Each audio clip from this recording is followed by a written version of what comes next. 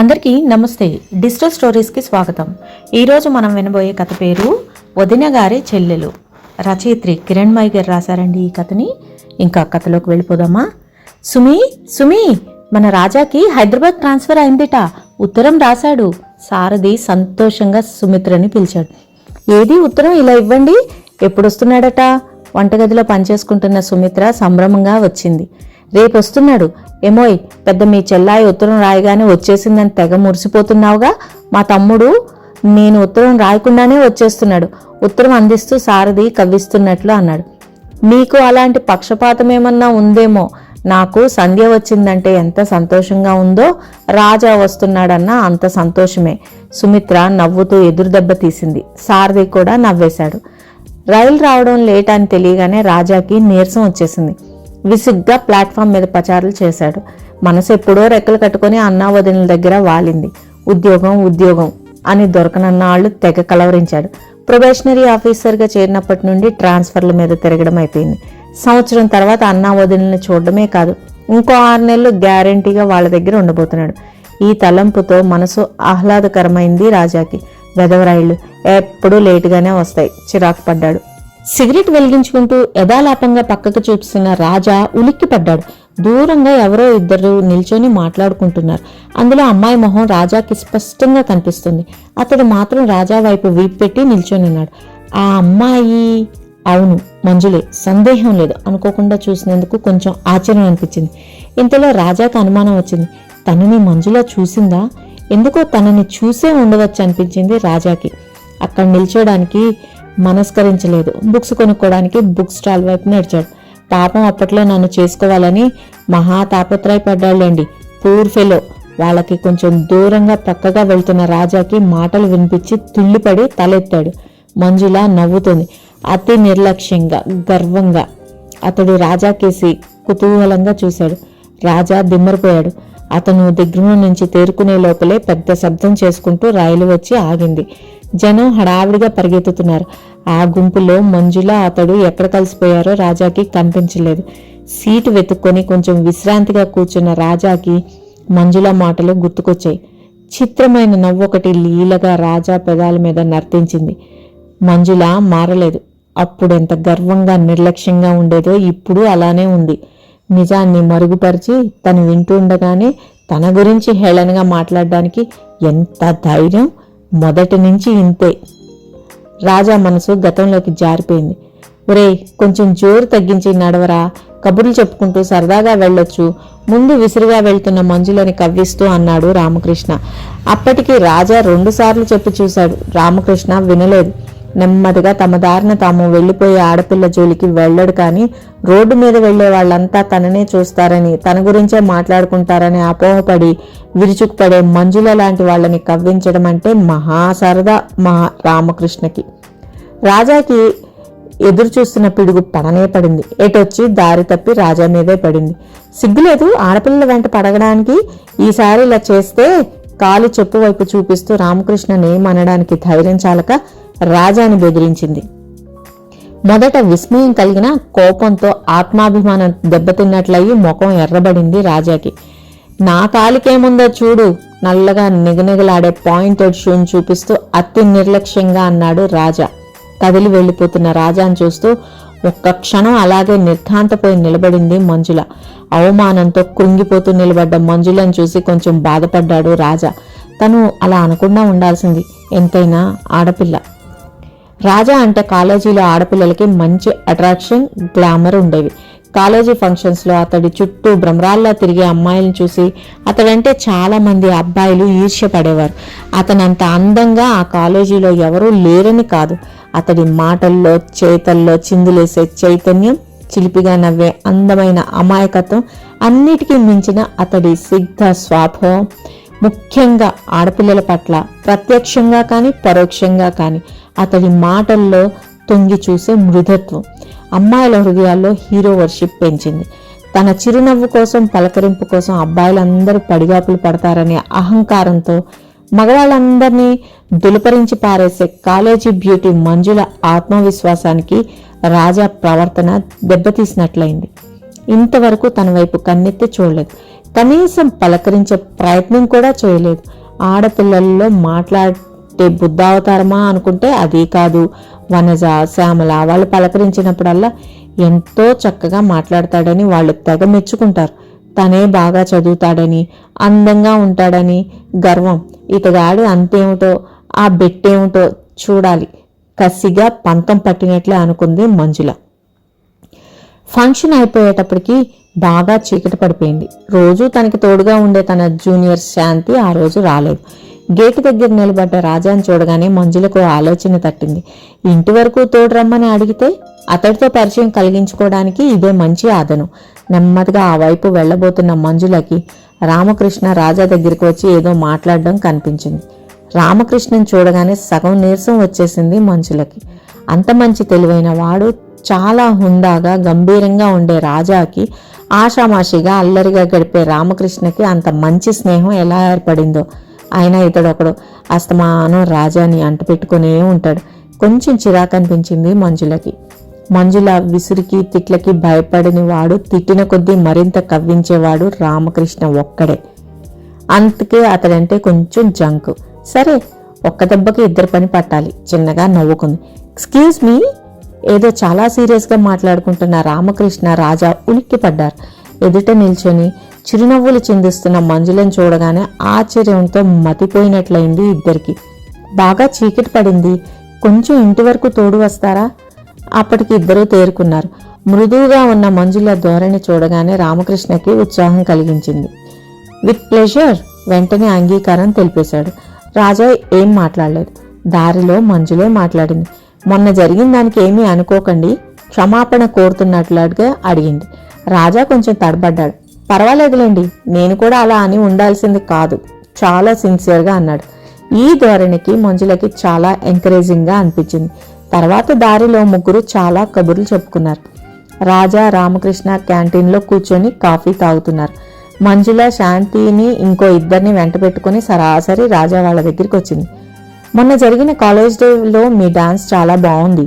రాజా చాలా మనస్ఫూర్తిగా అభినందించాడు. థ్యాంక్స్, నవ్వింది. ఎందుకో రామకృష్ణకి ఎక్కడో లీలగా ఆ నవ్వులో గర్వం తోచింది. అబ్బా, ఆ శామ్యూల్ పాట మాత్రం వినలేక చచ్చామనుకోండి. సాహిత్యాన్ని చిత్రవధ చేసి మరీ పాడాడు. అందరూ గట్టిగా నవ్వేశారు. శామ్యూల్ పాటను తలుచుకొని దూరంగా కూర్చొని కాఫీ తాగుతున్న ఫైనల్ స్టూడెంట్స్ సుమిత్ర, మాధురి ఇదంతా గమనిస్తున్నారు. ఇదివరకు రాజా చాలా బుద్ధిమంతుడిలా ఉండేవాడు సుమిత్ర. ఈ మధ్య మంజులతో మరీ అతిగా ప్రవర్తిస్తున్నట్లున్నాడు. అయినా రామకృష్ణ లాంటి వాడితో తిరిగితే ఇలాగే తయారవుతారు ఎలాంటి బుద్ధిమంతులు కూడా. కొత్తగా ఫైనల్ ఇయర్లో చేరిన సుమిత్రతో రాజా మీద కామెంట్ చేసింది మాధురి. సుమిత్ర ఏం మాట్లాడలేదు. డియర్ రాజా, అడుగున మంజుల సంతకం చూడగానే రాజా అదిరిపడ్డాడు. ఆ రోజే లోకల్ పోస్ట్లో వచ్చింది లెటర్. మంజుల ధైర్యానికి విస్తుపోయాడు. ఐ లవ్ యూ ఉత్తరంలోని మాటలు పదే పదే గుండెల్లో ప్రతిధ్వనించసాగాయి. ఇన్నాళ్ళు తామిద్దరి మధ్య స్నేహమే అనుకుంటున్నాడు తను. కానీ ఈరోజు వేరే కొత్త నిర్వచనం ఇచ్చింది మంజుల. ప్రథమంగా మంజుల రేకెత్తించిన ఈ అనుభూతి రాజాకి చాలా గమ్మత్తుగా అదో రకమైన హాయిని కలిగించింది. వెంటనే రిప్లై రాశాడు. రాజా, నేను ఒక మాట చెప్తాను, వింటావా? ఎప్పుడు నవ్వుతూ తుళ్ళుతూ తిరిగే రామకృష్ణ ఆ రోజు చాలా సీరియస్గా అడిగేటప్పటికీ రాజా ఆశ్చర్యపోయాడు. నీ మాట నేను ఎప్పుడు వినలేదురా. నవ్వుతూ రామకృష్ణ భుజం మీద చేయి వేశాడు. మంజులతో నీ పరిచయం తప్పించుకోవడం మంచిది. రామకృష్ణ అయినా ఈ మాటలు అనేది అని నివ్వెరపోయాడు రాజా. అవునరా రాజా, నాకెందుకో మంజుల నీ పట్ల స్వచ్ఛమైన ప్రేమను చూపిస్తున్నదంటే నమ్మకం కుదరడం లేదు. ఆ అమ్మాయి ప్రతి మాటలో చేతలో ఎక్కడో గర్వం, నిర్లక్ష్యం కనిపిస్తుంటాయి. నువ్వేమన్నా ఆ పిల్లని పెళ్లి చేసుకుందాం అనుకుంటున్నావేమో. ఆ అమ్మాయికి అందం తప్పితే నీ భార్యగా ఉండదగ్గ లక్షణాలు ఏవీ లేవు. అలాంటి పిచ్చి పిచ్చి ఊహలు కట్టిపెట్టి ఇక నీ ప్రేమకి గుడ్ బై కొట్టే. ఇప్పటికే కాలేజీలో ఉన్న రూమర్స్ వింటుంటే నాకే బాధ అనిపిస్తుంది. అసలు నా పొరపాటు ఉందనుకో, ఆవేశంగా అంటున్న రామకృష్ణకి బదులు చెప్పలేకపోయాడు రాజా.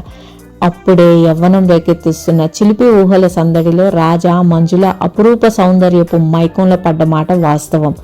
కోరి మంజుల అతన్ని కవ్వించి చాలా వరకు ప్రభావితుడిని చేసింది. రాజాని మంజుల తన అందంతో చిలిపి పనులతో ఆకర్షించడానికి చేసిన ప్రయత్నాల్ని రాజా రెస్పాన్స్ని కొన్ని వందల జతల కళ్ళు అత్యంత ఆసక్తిగా అతి జాగ్రత్తగా పరిశీలించాయి. అందులో అబ్బాయిల కళ్ళు రాజాకేసి ప్రశంసాపూర్వకమైన ఈర్ష్యతో చూస్తే, అమ్మాయిల కళ్ళు మంజుల వైపు అసూయ బాణాలని సంధించాయి.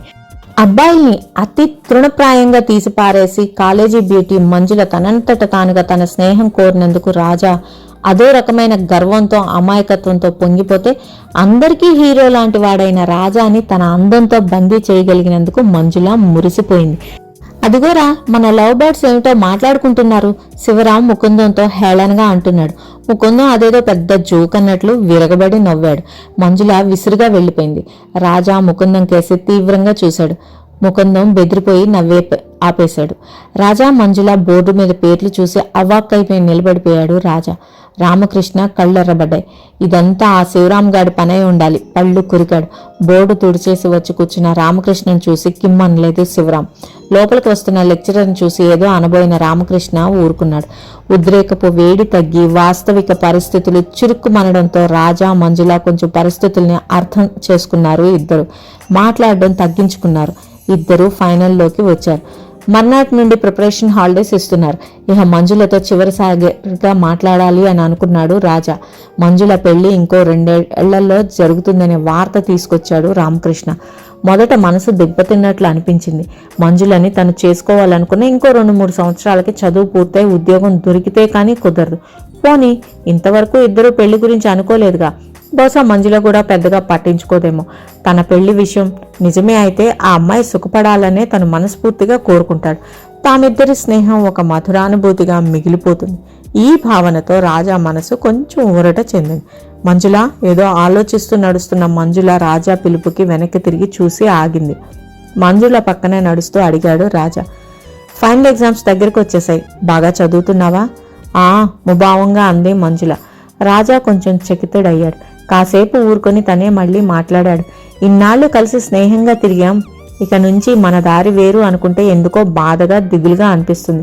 నీకేమీ అనిపించడం లేదా మంజుల? అమాయకంగా అతి నిజాయితీగా అడిగాడు రాజా. ఎందుకు అనిపించదు? చాలా చాలా అనిపిస్తోంది. వ్యంగ్యం స్పష్టంగా తెలుస్తుంది కంఠంలో. విస్మయంగా మంజుల కేసి చూశాడు రాజా. మౌనం మరింత రెచ్చగొట్టింది మంజులని. నువ్వొట్టి మోసగాడివి, ప్రేమించానని అన్ని అబద్ధాలు చెప్పి ఇప్పుడు నీ దారి నువ్వు చల్లగా జారుకుంటున్నావా? చాలా తీవ్రంగా పదునుగా అడిగాను అనుకుంది. రాజా కనుబొమ్మలు ముడిపడ్డాయి. నువ్వేం మాట్లాడుతున్నావో నాకు అర్థం కావడం లేదు. అవునవును, ఇప్పుడెందుకు అర్థమవుతాయి? నాతో కలిసి తిరిగినన్నాళ్ళు బాగానే అర్థమయ్యాయి. విడిపోవాలనుకునేటప్పటికీ అయోమయంగా తోస్తున్నాయి.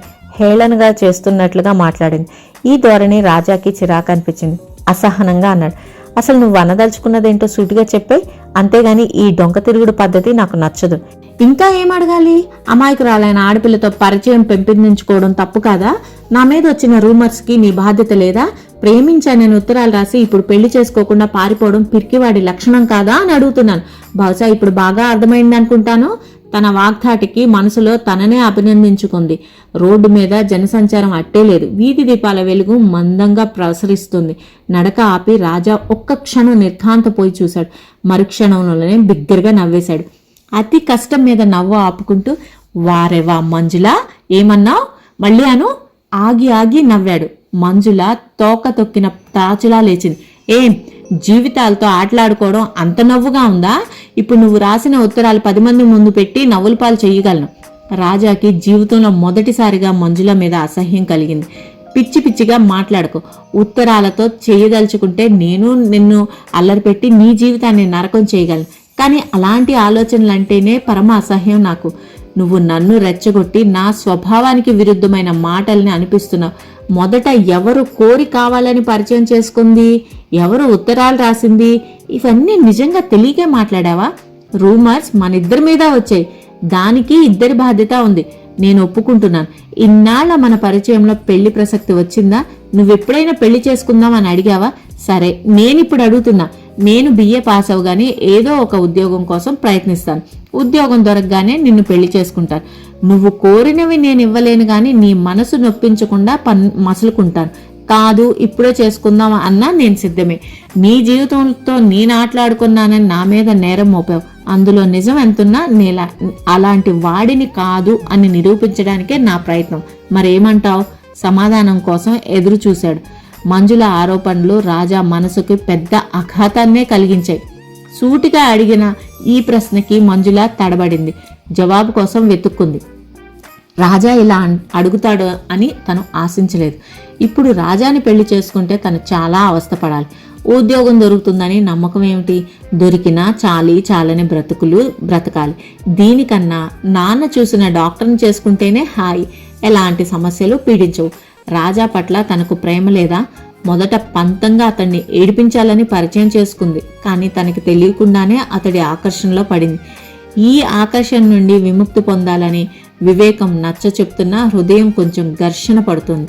తను రాజాని చేసుకోకుండా ఉంటే తను కోరుకున్న జీవితం తనకి లభిస్తుంది.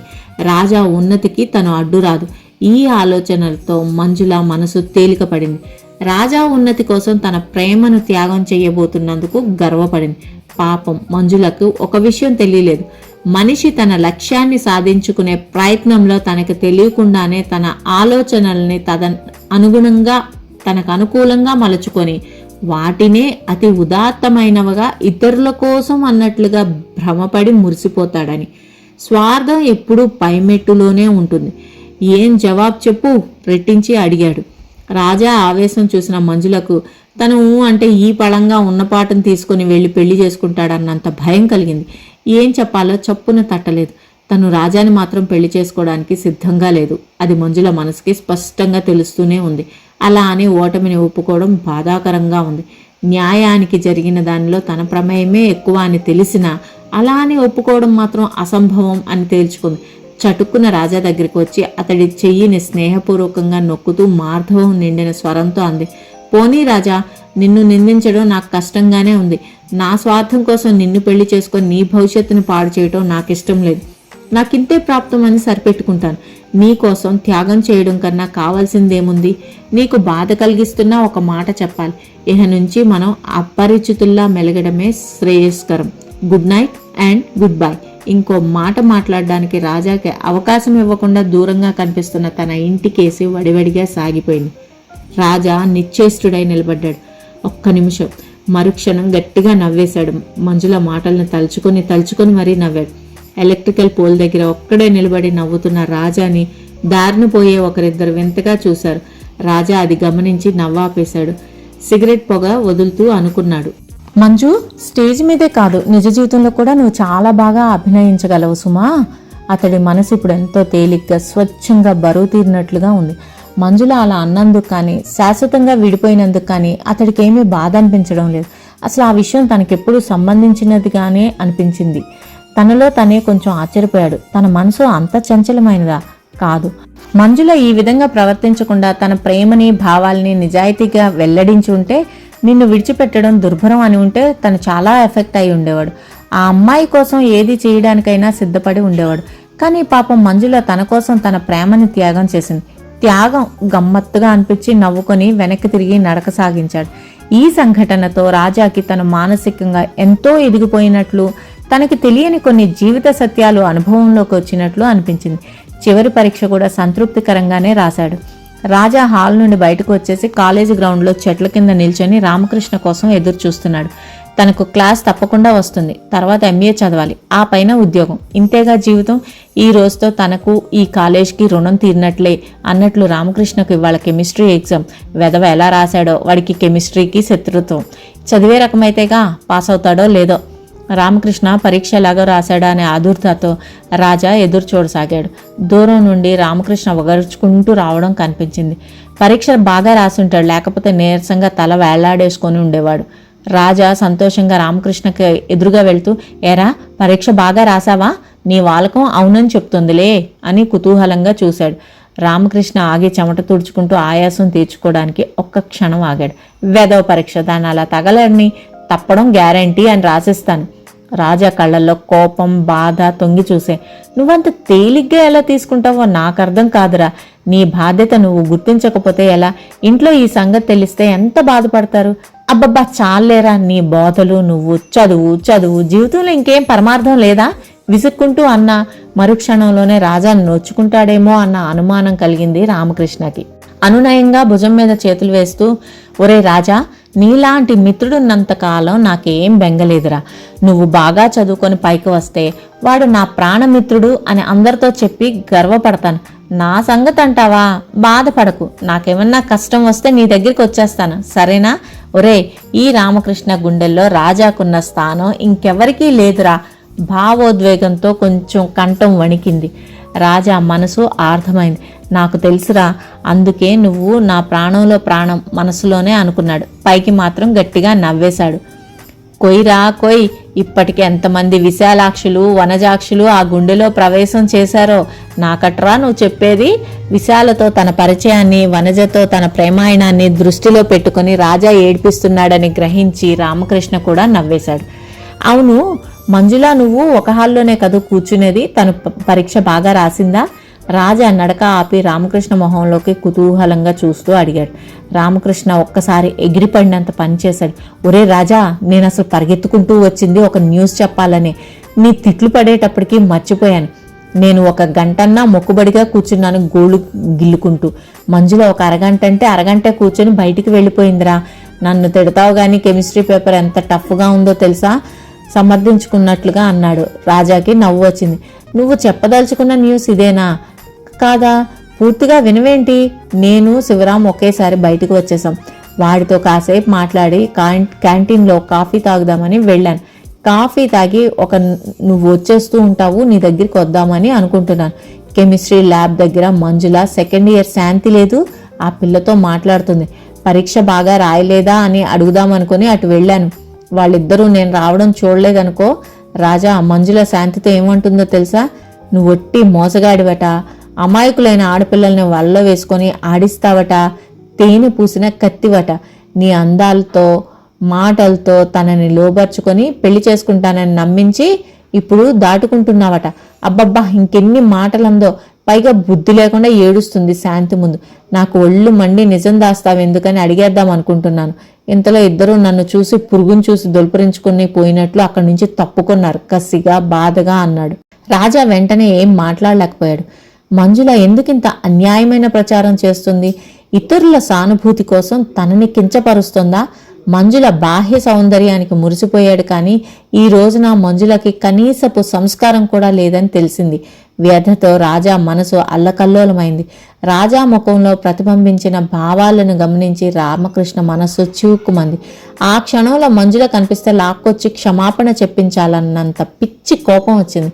ఇప్పుడు ఆ శాంతి మంజుల చెప్పిందంతా నిజమేననుకుంటుంది. ఇహ ఆ పిల్ల అందరితో అదే చెప్తుంది కాబోలు, దిగులుగా అన్నాడు రామకృష్ణ. రామకృష్ణ ప్రేమకి రాజా విచలితుడయ్యాడు. Don't worry, let us forget the past. Ramakrishna చేతిని తన చేతిలోకి తీసుకుంటూ అన్నాడు.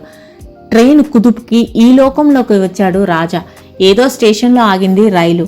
ఇక జీవితంలో ఎప్పుడూ కలుసుకోకూడదనుకున్న మంజుల కనపడి తన గతాన్ని గుర్తు చేసింది. రామకృష్ణ ఇప్పుడు ఎక్కడున్నాడో? MA ఫస్ట్ ఇయర్ చదువుతుండగా కలుసుకున్నాడు, అంతే. మళ్ళీ తర్వాత 3 సంవత్సరాల్లో ఒక్కసారి కనపడలేదు. అంత మంచి మిత్రులు ఉత్తరాలు రాసుకుంటారంటే ఎవరికైనా ఆశ్చర్యంగానే ఉంటుంది. కాలేజీ జీవితం ఒక కరిగిపోయిన కళ. ఇప్పుడు ఆ రోజులు కావాలనుకున్నా పొందలేనివి. ఆలోచనలు సుమిత్ర వైపుకి మరలాయి. తను MA ఫస్ట్ ఇయర్ సెలవులకి ఇంటికి వచ్చినప్పుడు శారదన్నయ్య పెళ్లి సుమిత్ర వదినతో జరిగింది. తన సీనియర్ సుమిత్ర అంటే అప్పట్లో తనకెంతో గౌరవం ఉండేది. ఎందుకో గంభీరంగా, హుందాగా, రిజర్వ్డ్గా ఉండే సుమిత్రను చూసినప్పుడల్లా శారదన్నయ్యకి అలాంటి అమ్మాయి దొరికితే బాగుండు అనుకునేవాడు. అదే జరిగింది చివరికి. అన్నయ్య పెళ్ళైపోయిన తర్వాత వదిన చుట్టూ అస్తమానం అల్లరి చేస్తూ, చిలిపి పనులు చేస్తూ, మెత్తటి చీవాట్లు తింటుండేవాడు. ఒరే రాజా, చిన్నపిల్లాళ్ళ ఏమిట్రా అల్లరి అని అమ్మ కోపడితే సుమిత్ర ఆపేక్షగా చూస్తూ అనేది, పర్వాలేదు అత్తయ్య, ఈ ఇంట్లో రాజా కన్నా చిన్నవాళ్ళు ఎవరున్నారు? రాజా నాకు తమ్ముళ్ళు లేని లోటును తీరుస్తున్నాడు. వదిన అలా అంటే తనకెంతో తృప్తిగా, హాయిగా, గర్వంగా ఉండేది. నిద్ర లేవగానే ముందు అమ్మని వదినని చూడాలనుకునేవాడు.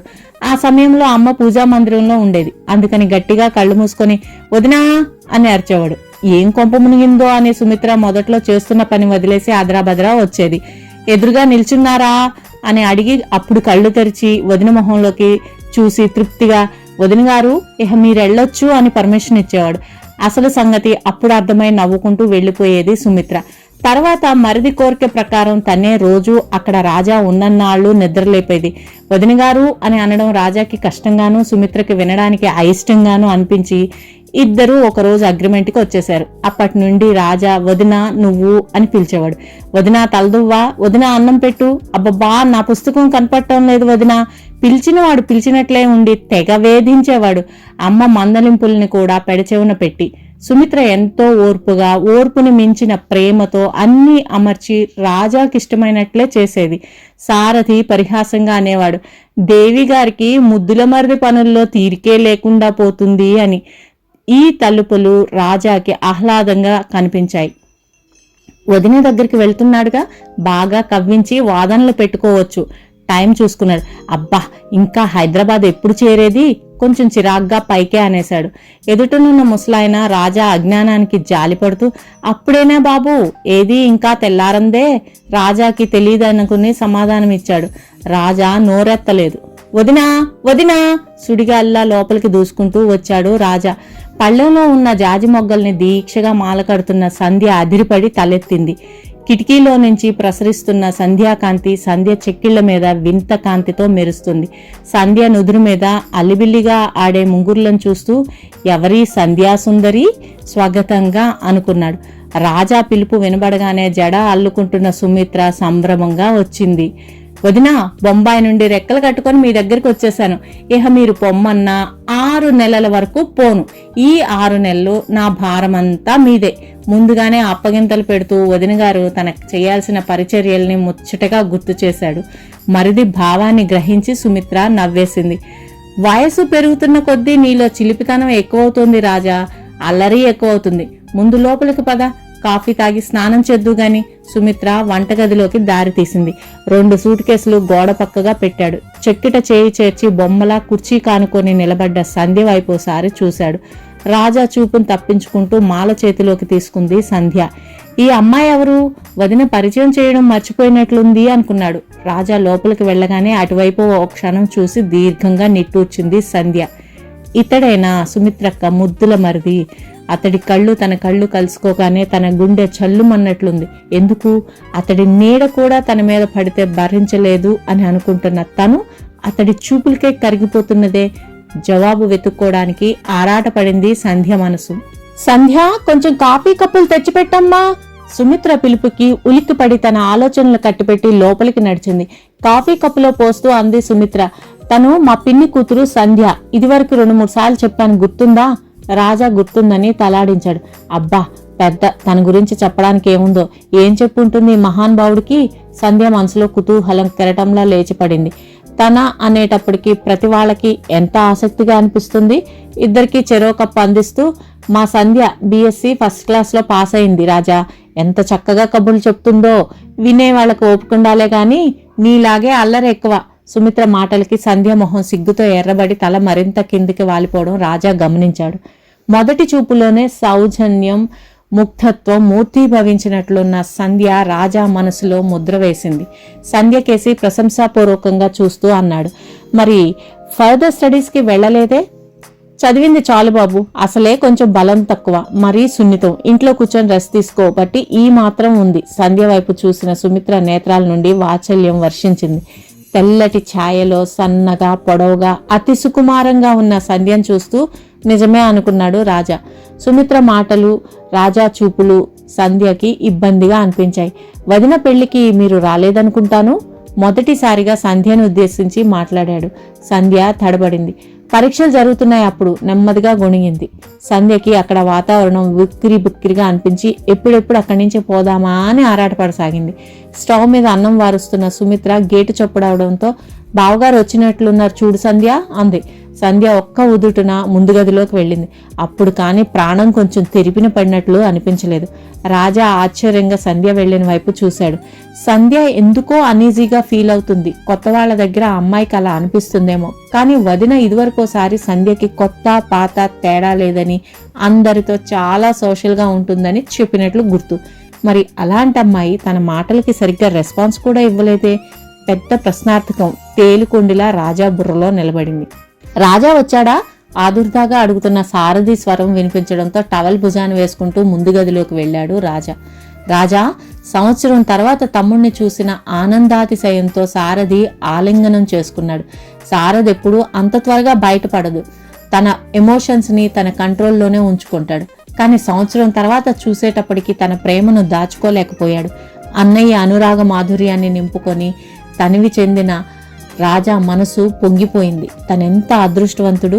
కంటికి రెప్పలాగా ఎంతో జాగ్రత్తగా తన మనసు నొప్పించకుండా మెలిగే తల్లిదండ్రులు, ఆత్మీయతను ఆపేక్షను తన పట్ల నింపుకున్న సీతారాముల్లాంటి వదిన అన్న ఇంతకన్నా ఇంకేం కావాలి? సంధ్యకి కనపడింది ఎదురుగా రేడియో ట్యూన్ చేస్తూ ఆమె. ముందు తొందరగా స్నానం కానివ్వరా రాజా, మీ వదిన వంట చాలా రోజుల తర్వాత రుచి చూద్దు గాని. సారథి రాజాని తొందర పెట్టేశాడు. అంత దూరం నుండి ప్రయాణం చేసి వచ్చిన రాజా కన్నా మీకు తొందరగా ఉందే భోజనానికి? సుమిత్ర వెక్కిరించింది. రాజా వస్తాడు, త్వరగా ఇంటికి వస్తే స్టేషన్కి వెళ్ళొచ్చని చెప్పింది సుమిత్ర. ఆఫీసు పనిలో రివాజు ప్రకారం ఆలస్యంగా వచ్చాడు. అది కోపం సుమిత్రకని సారథికి తెలుస్తూనే ఉంది. హతోస్మి, మీ ముద్దుల మరిది వచ్చాడని నన్ను వెలేస్తున్నా వల్లే ఉంది. ఇహ సంధ్య మా నిద్ర పని ఆఖరు. సీతాపతే చాపే గతి. నీరసంగా కుర్చీలో కూలబడ్డ సారథిని చూసి సుమిత్ర, సంధ్య పక్కున నవ్వారు. సుమిత్ర నవ్వడం చూసిన తర్వాత గాని సారథి మనసు కుదుట పడలేదు. బ్రతుకు జీవుడా అనుకుంటూ కుర్చీలోంచి లేచాడు. అన్నయ్య, అమ్మా నాన్న ఎప్పుడొస్తారంట? తలదూకుంటూ అడిగాడు రాజా. అప్పుడే ఎక్కడ రాజా, దేశంలో ఉన్న పుణ్యక్షేత్రాలన్నీ సందర్శించుకొని తిరిగి వచ్చేటప్పటికి 2 నెలలు పడుతుంది. నాన్న శ్రీశైలం నుంచి మొన్ననే ఉత్తరం రాశారు. సారథి టవల్తో తడిముఖం తుడుచుకుంటూ జవాబిచ్చాడు. రాజా పరధ్యానంగా దువ్విన తలనే దువ్వడం మొదలుపెట్టాడు. అమ్మ వాళ్ళని చూసి ఎన్ని రోజులైంది? తనకి హైదరాబాద్ ట్రాన్స్ఫర్ అయిందని తెలియకముందే వాళ్ళు తీర్థయాత్రలకు వెళ్ళిపోయారు. బొంబాయికి తనను చూడడానికి వెళ్తామని అన్నయ్యతో చెప్పారట. అమ్మ ఎలా ఉందో? తనంటే ఎంత ప్రాణం అమ్మకి. వెరి నాన్న, మరీ అంత మెత్తగా ఉండకరా, మంచికి రోజులు కావు అని తన గురించి ఆదుర్దా పడేది. తనని చూడాలని ఎన్ని ఉత్తరాలు రాసింది. తీరా వచ్చేటప్పటికి వెళ్ళిపోయారు. నిరుత్సాహంగా అనిపించింది ఒక్క క్షణం రాజాకి. ఏమయ్యా, ఇంకా అవ్వలేదా కొత్త పెళ్లి కొడుకులాగా? అద్దం ముందు నుంచి ఇంకా కదలవే. వంటగది గడప దగ్గర నిల్చొని రాజా గదిలోకి తొంగి చూస్తూ అంది. రాజా కొంచెం సిగ్గుపడ్డాడు. అమ్మని గురించి ఆలోచిస్తున్నాను వదినా, సంజాయిషి చెప్పుకుంటున్నట్లు అన్నాడు. 4 భోజనం టేబుల్ ముందు కూర్చున్నారు. ఇదిగో విన్నారా, మన రాజా అమ్మ మీద బెంగ పెట్టుకున్నాడు, సుమిత్ర అంది. ఇంకా ఏమిట్రా చిన్నపిల్లాళ్లాగా? అమ్మ కొంగు మానేసి రాబోయే వాళ్ళ కొంగు పట్టుకోవడం నేర్చుకో. నేను చూడు, అస్తమానం మీ వదిన కొంగు పట్టుకుని తిరగబట్టే ఈ మాత్రం చూస్తోంది. సంధ్య నవ్వుని పెదాల వెనకే దాచుకుంది. సుమిత్ర అతి కష్టం మీద నవ్వు ఆపుకుంటూ, ఇక చాలండి మీ అబద్ధాలు, రాజా నిజమేనని నమ్మగలడు అంది. రాజా పెదాల మీద నవ్వు చిందిలేసింది. ఇదిగో బాబు, ఈసారి అత్తయ్య గారు యాత్రల నుండి రాగానే నీ పెళ్లి చేయడం ఖాయమని చెప్పారు. ఎవరినన్నా ప్రేమించానంటావేమో, ముందుగా మాతో చెప్తే మీ నాన్నగారికి రికమెండ్ చేస్తాం. ఇప్పుడు చెప్పకుండా ఆ తర్వాత విచారించి లాభం లేదు, అంతే కదండి? సారథి సపోర్ట్ కోసం అడిగింది సుమిత్ర. సారథి ఏం మాట్లాడలేదు, కానీ ప్రశ్నార్థకంగా తమ్ముడు వంక చూశాడు. రాజా ఇబ్బందిగా నవ్వాడు. అలాంటిదేం లేదు. సారథి మనసు కొంచెం శాంతించింది. అయితే తను అనుకున్నట్లే జరుగుతుంది. రాజాకి తన మాట అంటే చాలా గౌరవం అనుకున్నాడు. భోజనాలు అయిపోయాయి. సంధ్య నోరెత్తలేదు, కానీ సారథి నవ్వులతో, రాజా జోక్స్తో, సుమిత్ర పరిహాసంతో వాతావరణం చైతన్యవంతమైంది. పసిపిల్లల అమాయకతను నింపుకున్న రాజా స్వచ్ఛమైన నవ్వు, నిష్కపటమైన అతడి ముఖ కవళికలు గమనించిన కొద్దీ సంధ్యకి తను రాజాని గురించి విన్నది అబద్ధమేమో అన్న అనుమానం పీడించసాగింది. చెయ్యి కడుక్కోవడానికి లేస్తూ రాజా అడిగాడు, వదినా మంచినీళ్లు. గిన్నెలు సర్దుతున్న సుమిత్ర సంధ్య కోసం చూసింది. రాజా అంటుండగానే అక్కడ అక్కయ్య తన్నేమన్నా ఇమ్మంటుందేమో అనే భయం కొద్దీ సంధ్య అక్కడి నుంచి జారుకుంది. రాజా మాటలు వినపడినట్లు నటిస్తూ, అతడి సామీప్యమే మహా కష్టంగా ఉన్నప్పుడు అతడి కోసం ఎంత చిన్న పనైనా చేయడానికి సంధ్య మనసు వ్యతిరేకిస్తుంది. కనీసం అలా అని ఆ క్షణంలో సంధ్య అనుకుంది. తను అడిగింది సంధ్యకి తప్పకుండా వినపడే ఉండాలి. మరి అలా నిర్లక్ష్యంగా పట్టనట్లు వెళ్ళిపోతుందే? అర్థం కాక రాజా కనుబొమ్మలు ముడిపడ్డాయి. సంధ్య ఏం చేస్తుంది? సుమిత్ర చేతిలో తమలపాకుల చిలకల్ని వంగి అందుకుంటూ అడిగాడు సారథి. తలనొప్పిగా ఉందని పడుకుంది. ఆకులకు సున్నం రాస్తూ సమాధానం ఇచ్చింది. బద్ధకంగా సోఫాలో వాలిన రాజా మనసులోనే అనుకున్నాడు, ఇందాకంతా బాగానే ఉందిగా, ఇంత హఠాత్తుగా ఎలా వచ్చిందో, మేలుకుంటూ ఇక్కడే కూర్చోవలసి వస్తుందని భయమేమో. పాపం రాజా తనకి తెలియకుండానే సరిగ్గా ఊహించగలిగాడు. రాజాకి కలిగిన సందేహమే సారథికి వచ్చింది. ఇంతాకంతా బానే ఉంది కదా, రోజు భోజనాల దగ్గర తెంపు లేకుండా కబుర్లు చెప్పేది, ఇవాళ అసలు పెదవి కదిపినట్లు లేదే, ఆశ్చర్యంగా అన్నాడు. పక్క గదిలో పడుకున్న సంధ్యకి సంభాషణ అంతా వినబడుతూనే ఉంది. అబ్బబ్బా, ప్రతిదానికి మీకు అనుమానమే, ఇందాక రాకపోతే ఇప్పుడు రాకూడదని రూలా? విసుక్కుంటూ అన్న సుమిత్రకి సంధ్య ప్రవర్తనకి కారణం తెలుసు. అంతరాంతరాల్లో సుమిత్రకి సంధ్య ప్రవర్తన సమంజసంగానే తోచింది. అవును, సంధ్య పద్ధతే మంచిది, తర్వాత ఎలాంటి సమస్యలు ఏర్పడవు, తను జోక్యం చేసుకోకుండా సంధ్యని తన మార్గానికే వదిలేస్తాను, సుమిత్ర మొదటిసారి గట్టిగా అనుకుంది. ఉదయ కిరణాలు వెచ్చగా గిలిగింతలు పెట్టడంతో రాజా నిద్రమత్తు వదిలించి బద్ధకంగా లేచి బ్రష్ మీద పేస్ట్ వేసుకుంటూ కిటికీకేసి యథాలాపంగా చూశాడు. తోటలో సంధ్య కనిపించింది. నిర్మలంగా ఉన్న సంధ్య ప్రశాంత వదనాన్ని చూడగానే రాజాకి ఉషాకన్యలా మంచులో తడిసిన మెత్తటి విరిబాలలా అనిపించింది. ఉదయం లేవగానే సంధ్యా దర్శనం అయినందుకు ఎందుకో ఉల్లాసంగా తృప్తిగా అనిపించి మొహం కడుక్కోవడానికి వాష్ బేసిన్ దగ్గరికి వెళ్ళాడు. తోటలో అన్యమనస్కంగా పచారులు చేస్తున్న సంధ్య మనసులో ఎంత వద్దనుకున్నా రాజా గురించిన ఆలోచనలు అల్లుకుంటున్నాయి. ఎర్రటి దేహఛాయలో పొడవుకు తగ్గ లావుతో చిన్నవైన చురుగ్గా చూసే కళ్ళతో చెరగని చిరునగవుతో సున్నితంగా సౌమ్యంగా మాట్లాడే రాజాని తలుచుకున్న కొద్దీ సంధ్య హృదయం పరవశంతో ఆధీనం తప్పసాగింది. సభ్యతా సంస్కారాలు మూర్తీభవించినట్లున్న అతన్ని చూస్తే ఎవరైనా ఆకర్షింపబడతారు. మరి తను విన్నదానికి స్వయంగా చూస్తున్న దానికి పోలికే లేదే. మదన పడసాగింది. ఏదో అర్థం కాని అశాంతి, అసంతృప్తి తీవ్రంగా కలిగాయి. మరోసారి శాంతి మాటలు మనసులో మార్మోగాయి. తిరుపతి కాలేజీలో క్రొత్తగా ఫైనల్లో చేరిన శాంతికి సంధ్యకి మంచి స్నేహం ఏర్పడింది. ఏదో మాటల సందర్భంలో అంతకుముందు తను చదివిన కాలేజీ కబుర్లు చెప్తూ రాజా మంజుల ప్రేమాయణాన్ని గురించి చెప్పింది. ఆ రాజాను చూస్తే అలాంటి వాడని ఎవరూ అనుకోరు సంధ్య. పాప మంజుల ఎంత కృంగిపోయిందో తెలుసా? తన అందంతో వాక్చాతుర్యంతో ఆడపిల్లల్ని అద్భుతంగా వశపరుచుకుంటాడని, వట్టి స్వార్థపరుడని, అతడి ఆకర్షణ మహాప్రమాదకరమైనదని నా ముందు వాపోయేది. అయినా పెళ్లి చేసుకోకుండా తప్పించుకోవడం నాకు చాలా అన్యాయంగా అనిపించింది. మంజుల కూడా అలా తొందరపడి తిరుగుండాల్సింది కాదనుకో. అమ్మాయికే లేని భయం అబ్బాయికి మాత్రం ఎందుకుంటుంది? కానీ ఒకటి మాత్రం ఒప్పుకోవాల్సిందే సంధ్య, మంజులకి తను చాలా అందంగా ఉంటానని గర్వం. అదే నాకు నచ్చేది కాదు. సౌందర్యానికి సౌమ్యత తోడైనప్పుడే రాణిస్తుంది. శాంతి పెద్ద లెక్చర్ దంచింది. సంధ్య పెద్ద పెద్ద కళ్ళల్లో కుతూహలం ప్రతిఫలించింది. మరి మంజుల పెళ్ళయిందా? రాజా ఏమయ్యాడు? ఎవరినో డాక్టర్ని చేసుకుందట. రాజా సంగతి తెలియదు కానీ రాజా ఫ్రెండ్ రామకృష్ణ అని చెప్పానే, అతగాడు మాత్రం కెమిస్ట్రీలో డింకీ కొట్టాడు. అబ్బా, ఆ రామకృష్ణను చూస్తే నాకెంత భయం వేసేదనుకున్నావు. పాపం నన్ను ఎప్పుడు ఏమీ అనలేదనుకో. శాంతి మాటలు సంధ్య మనసులో రాజా రామకృష్ణలాల్ని ఆడపిల్లల పాలిట రాక్షసుల్లా చిత్రీకరించాయి. అదే భావం ఇప్పటిదాకా చెరగలేదు. తీరా రాజా సుమిత్రక్క మరిది అని తెలిసినప్పుడు చాలా ఆశ్చర్యం కలిగింది. ఒకసారి అతన్ని చూడాలనే కుతూహలం, తీవ్రమైన కోరిక కలిగాయి. సుమిత్రక్క తమ ఊరు వచ్చినప్పుడల్లా రాజా గురించి చాలా కబుర్లు చెప్పేది. ఎంతో ఆసక్తిగా వినేది సంధ్య. కానీ తను చిత్రించుకున్న రాజాకి, సుమిత్ర మాటల్లో ప్రత్యక్షమయ్యే రాజాకి హస్తినశకాంతరం కనిపించి తిక్కమెక్క పడేది. రెండింటికి సమన్వయం కుదిరేది కాదు. కెమిస్ట్రీ ప్రాబ్లమ్స్ చిటికలో సాల్వ్ చేసే సంధ్యకి ఈ రాజా స్వభావం మాత్రం మిస్టరీగానే మిగిలిపోయింది. ఇప్పుడు రాజాను చూసిన తర్వాత ఇంకా చిక్కుపడింది. సుమిత్రక్క ఇదివరలో ఒక్కసారి రాజా మంజుల కలిసి తిరిగేవారని, ఆ విషయం మాత్రం తనకు నచ్చేది కాదని మాత్రం అంది. మళ్ళీ ఎప్పుడూ ఆ సంగతి ఎత్తలేదు. సారథి రాజా ఆఫీస్కి వెళ్లారు. మధ్యాహ్నం భోజనాలు ముగించి తీరిగ్గా సుమిత్ర దిండుగలేబ్ మీద ఎంబ్రాయిడరీ చేస్తుంది.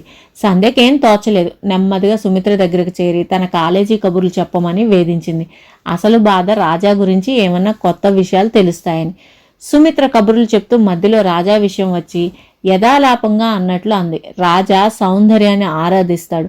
ఎటొచ్చి ఆ ఆరాధన అందమైన ఆడపిల్లల పట్ల అభిమానంగా రూపొందడం దగ్గరే వస్తుంది చిక్కు. అతడి స్వభావం పాదరసం లాంటిది. దేన్ని స్థిరంగా అంటిపెట్టుకోలేడు.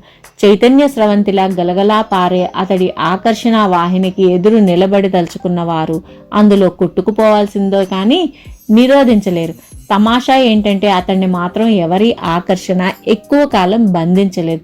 బహుశా సుమిత్రక్కయ్య మంజుల విషయం మనసులో పెట్టుకుని అలా అని ఉంటుందని సంధ్య గ్రహించింది. తామరాకు మీద నీటిబొట్టు మనస్తత్వమా? ఎందుకో ఈ జవాబు తనకి తృప్తి కలిగించలేదు. రాజా ఇలాంటివాడా? సంధ్య అంతరాంతరాల్లో ఎక్కడో గుచ్చుకున్నట్లు అనిపించింది. రాజా సామీప్యంలో అర్థమై మంచులా కరుగుతున్న మనసు శాంతి మాటల పునఃస్మరణలో సుమిత్ర అభిప్రాయంతో ఘనీభవించి కఠినంగా మారింది. దీపం చుట్టూ తిరిగే పురుగుల్లా తన చుట్టూ ఆడపిల్లలు తిరుగుతారని భ్రమపడుతున్నాడేమో. తన అలాంటిది కాదని నిరూపించి అతడి అహంకారాన్ని దెబ్బతీయాలి దృఢంగా అనుకుంది. పాపం సంధ్య తన మనసును ఆవరించుకొని ఉన్న నీలి నీడల్ని భేదించే ప్రయత్నంలో తన మనసుని తన అధీనంలో ఉంచుకోవాలనే తాపత్రయంతో రాజాని ద్వేషిస్తున్నట్లుగా పోరాడబడింది.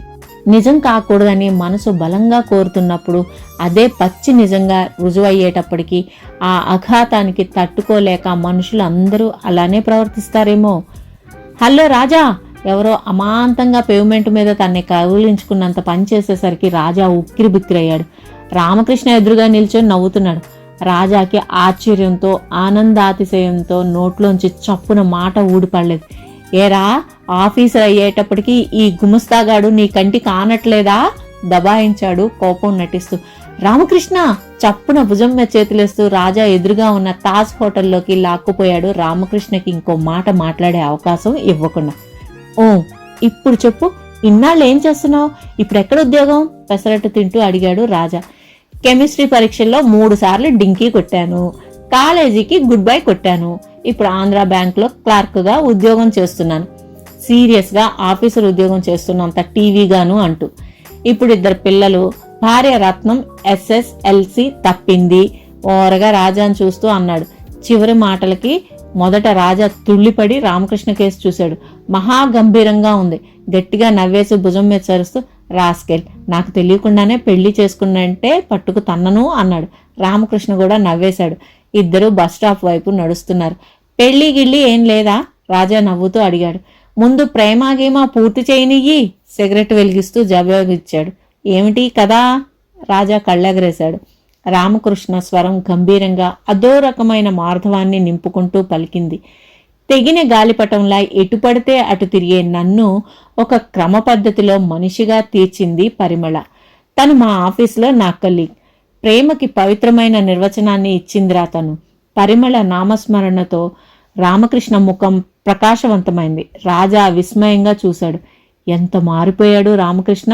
ఇదివరకులా వివాహం తన మీద స్వేచ్ఛకి అన్నీ ఆటంకమవుతుందనే బాధ మచ్చుకైనా కనిపించడం లేదు. పైపెచ్చు కొన్ని నియమాలకు కట్టుబాట్లకు మనస్ఫూర్తిగా కట్టుబడ్డ ఆత్మతృప్తి ముఖంలో ప్రతిబింబిస్తుంది. పైకి మాత్రం అన్నాడు, ఒరే, నువ్వు నిజంగా అలా ఫీల్ అవుతున్నావా? ఏమోరా, ఈసారి అనుభూతి క్రొత్తగా, హృదయం అదో రకంగా స్పందిస్తున్నట్లుగా అనిపిస్తోంది. అమాయకంగా ముఖం పెట్టి సగం చిలిపిగా అన్న నిజాయితీ ధ్వనించింది. ఇద్దరూ ఒకరి ముఖాలు ఒకరు చూసుకొని పక్కున నవ్వేశారు. ఎదురుగా వస్తున్న వయ్యారి చిడిముడిపాటుతో, తీక్షణ వీక్షణాలతో, ఆడపిల్ల కనబడితే చాలు బుద్ధి వక్రిస్తుందెందుకో గట్టిగానే అనేసి రయ్యమంటూ దూసుకుపోయింది. ఇద్దరికి 1 నిమిషం తర్వాతగానే అర్థం కాలేదు. ఈ అమ్మాయి ఎవరో మంజులకు నకల్లాగా ఉందిరా. రాజా, ఏం ఆడపిల్లలరా భగవంతుడా! రోడ్డు మీద కళ్ళెత్తి చూడడానికి, హాయిగా నవ్వుకోవడానికి కూడా స్వతంత్రం లేదా? రామకృష్ణ వాపోయాడు. వదిన వాళ్ళు లేరా? నవలలో లీనమైపోయిన సంధ్య తలెత్తి చూసింది. ఎదురుగా రాజా ప్రక్కన ఎవరో కొత్త వ్యక్తి. చప్పున పుస్తకం మూసి లేచి నిలబడుతూ జవాబిచ్చింది. లక్ష్మణరావు గారింట్లో డిన్నర్కి వెళ్లారు. రాజాకి ఏం చేయాలో తోచలేదు. సంధ్యతో తను ఎక్కువ మాట్లాడలేదు. ఇంతవరకు పరిచయం చేస్తే ఏమనుకుంటుందో, చెయ్యకపోతే అసభ్యత అనిపించుకుంటుంది. నా ఫ్రెండ్ రామకృష్ణ ఆంధ్ర బ్యాంక్ లో వర్క్ చేస్తున్నాడు. కొంచెం భయంగానే పరిచయం చేశాడు. సంధ్య ముఖంలోని ప్రశాంతతను చూశాక కొంచెం కుదుటపడి, తను మా వదిన గారి చెల్లెలు, అదే కజిన్, BSc ఫస్ట్ క్లాస్, పేరు సంధ్య. రామకృష్ణ కేసి తిరిగి అన్నాడు. రామకృష్ణ పేరు ఎక్కడో విన్నట్లుంది. మనసులో ఏదో జ్ఞాపకం గజిబిజిగా మెలిగింది. చటుకును గుర్తొచ్చింది. మనిషిని చూడబోతే మంచి అందంగా గంభీరంగా ఉన్నాడు. విగ్రహ పుష్టి, నైవేద్య నష్టి మనసులోనే గుణుకుంది. ముగ్గురు బొమ్మల్లా కూర్చున్నారు కాసేపు. కులాసాగా హాయిగా ఉన్న రాజాను చూస్తుంటే సంధ్యకి రాజా మనసు నొప్పించి చూసి ఆనందించాలనే కోరిక కలిగింది. మనసులో ఏమోలో రామకృష్ణతో తన చనువుగా మెలిగితే రాజా ఎలా రియాక్ట్ అవుతాడో చూడాలన్న కుతూహలం లేకపోలేదు. కాఫీ టిఫిన్ అమరుస్తూ అంది సంధ్య. మీరు పోస్ట్ గ్రాడ్యుయేషన్కి వెళ్ళలేదా? ఏడిపించబుద్దేసింది సంధ్యకి. రామకృష్ణ గొంతులో పచ్చి వెలక్కాయ పడినట్లయింది. కెమిస్ట్రీ పోయింది. నెమ్మదిగా గొణిగాడు. అయ్యో, నాకు తెలియక అడిగాను, నొచ్చుకుంటున్నట్లుగా ఉంది. మీకు నవలలు చదవడం ఇష్టమేనా? మరో పిడుగుపడింది. పుస్తకాల్ని చూస్తేనే తలనొప్పి తెచ్చుకునే రామకృష్ణ రాజా కేసి దిగులుగా చూశాడు. ఏం చెప్పను అన్నట్లు. రాజాకి సంధ్యావాలకం ఆశ్చర్యంగా ఉంది. అసలు రాజా అనే శాల్తీ అక్కడున్న సంగతే గుర్తులేనట్లు ప్రవర్తిస్తుంది. ఇద్దరిని చూస్తూ నవ్వుకుంది సంధ్య. వాతావరణానికి ఇహ మార్పు అవసరం అనుకుని అప్పుడు నిర్ణయించుకుంది. అబ్బా, ఎవరు చూసినా క్రికెట్ గేమ్ గురించే మాట్లాడుతూ ఉంటారు. నాకైతే ఎలా ఆడతారో కూడా సరిగ్గా తెలీదు. మీకు తెలుసు అనుకుంటాను, చెప్తారా? అమాయకత ఉట్టి పడేటట్లుగా అడిగింది. తన ఫేవరెట్ ఫీల్డ్ కావడంతో రామకృష్ణ ఉత్సాహం పుంజుకొని వివరించడం మొదలుపెట్టాడు. అంతే, కబుర్లు ఏకధాటిగా ఇద్దరి మధ్య దొర్లిపోయాయి. పటౌడి దగ్గర నుంచి దేవానంద్ దాకా రాజా చలనం లేని వాడిలా కూర్చుండిపోయాడు. రామకృష్ణకి గంటలు నిమిషాల్లా పరిగెత్తితే రాజాకి నిమిషాలు యుగాల్లాగా అనిపించాయి. సంధ్యకి రామకృష్ణ కెమిస్ట్రీ లెక్చరర్ లీలలు యాక్షన్తో సహా వర్ణిస్తూ, ఇంతలో మా కాలేజీ బ్యూటీ మంజులా లేచి నిల్చొని అంటూ గతుక్కుమన్నవాడిలా నాలిక కరుచుకున్నాడు. సంధ్య చటుక్కున రాజా వైపు చూసింది. రాజా బలవంతంగా పెదాల మీద నవ్వు తెచ్చుకున్నాడు.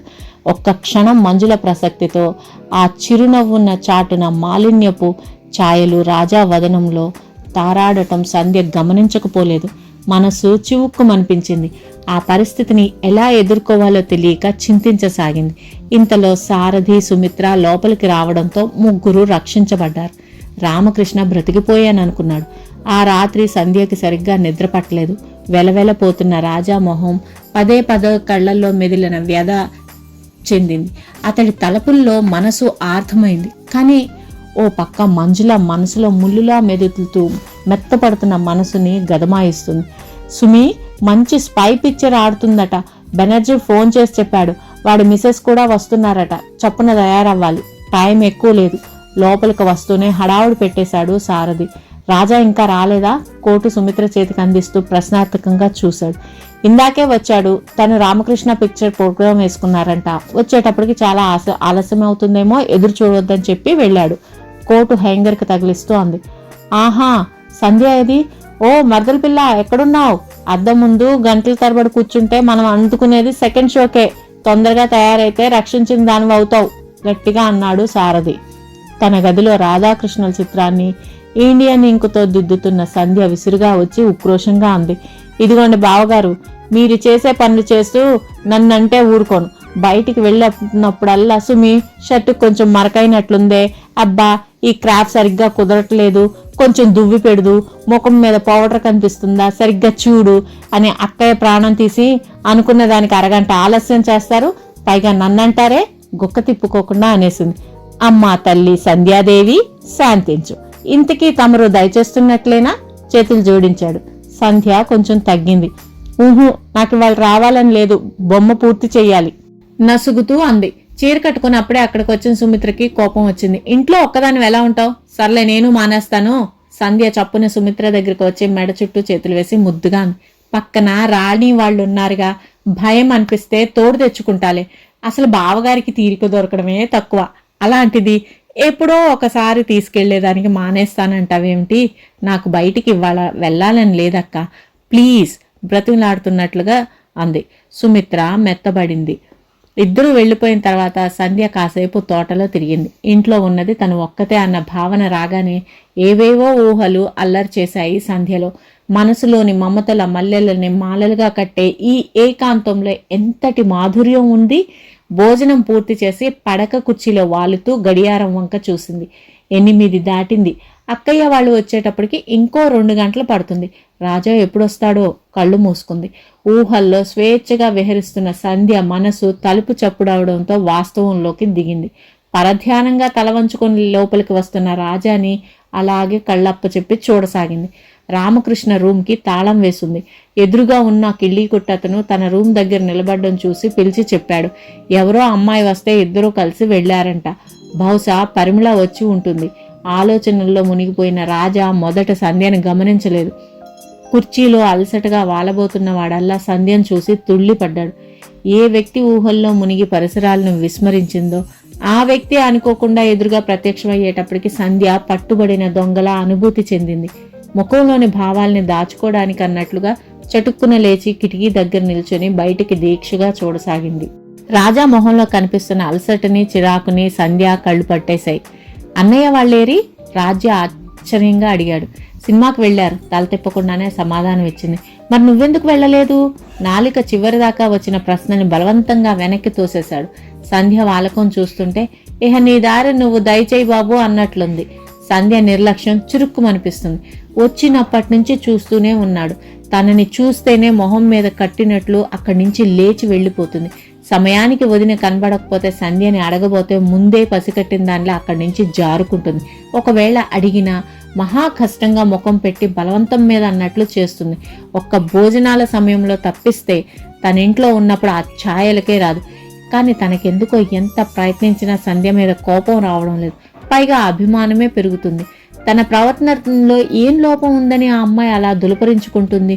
మృదు స్వభావుడైన రాజాకి సంధ్య ప్రవర్తన నొప్పి కలిగించగా ఆత్మవిమర్శ చేసుకున్నాడు. ఒకవేళ మంజుల సంగతి తెలిసి అలా ప్రవర్తించడం లేదు కదా? భయంకరమైన అనుమానం మెరుపులా మెరిసింది. ఎలా తెలిసి ఉంటుంది? వదినేమన్నా చెప్పిందా? అందుకే సంధ్య తనని ద్వేషిస్తున్నదేమో. ఒక్క క్షణం ఈ భావంతో రాజా మనసు తల్లడిల్లిపోయినట్లయింది. మరుక్షణంలోనే విరక్తిగా నవ్వుకున్నాడు. తెలిస్తే నష్టమేముంది? పోనీ ఎలా అర్థం చేసుకున్నా తనేం పట్టించుకోడు. బూట్లు టేబుల్ కిందకి తోసి లోపలికి వెళ్ళిపోయాడు. సంధ్య తన పట్ల బలంగా ఆకర్షింపబడినదని, తనకు తెలియకుండానే అతని పట్ల ఆరాధనని పెంచుకుందని, అది బయటపడడం ఇష్టం లేక తెచ్చుకున్న కఠినత్వాన్ని ప్రదర్శిస్తుందని రాజాకి ఏ మాత్రం తట్టినా అతడి మనసుకి ఉపశమనం కలిగి ఉండేది.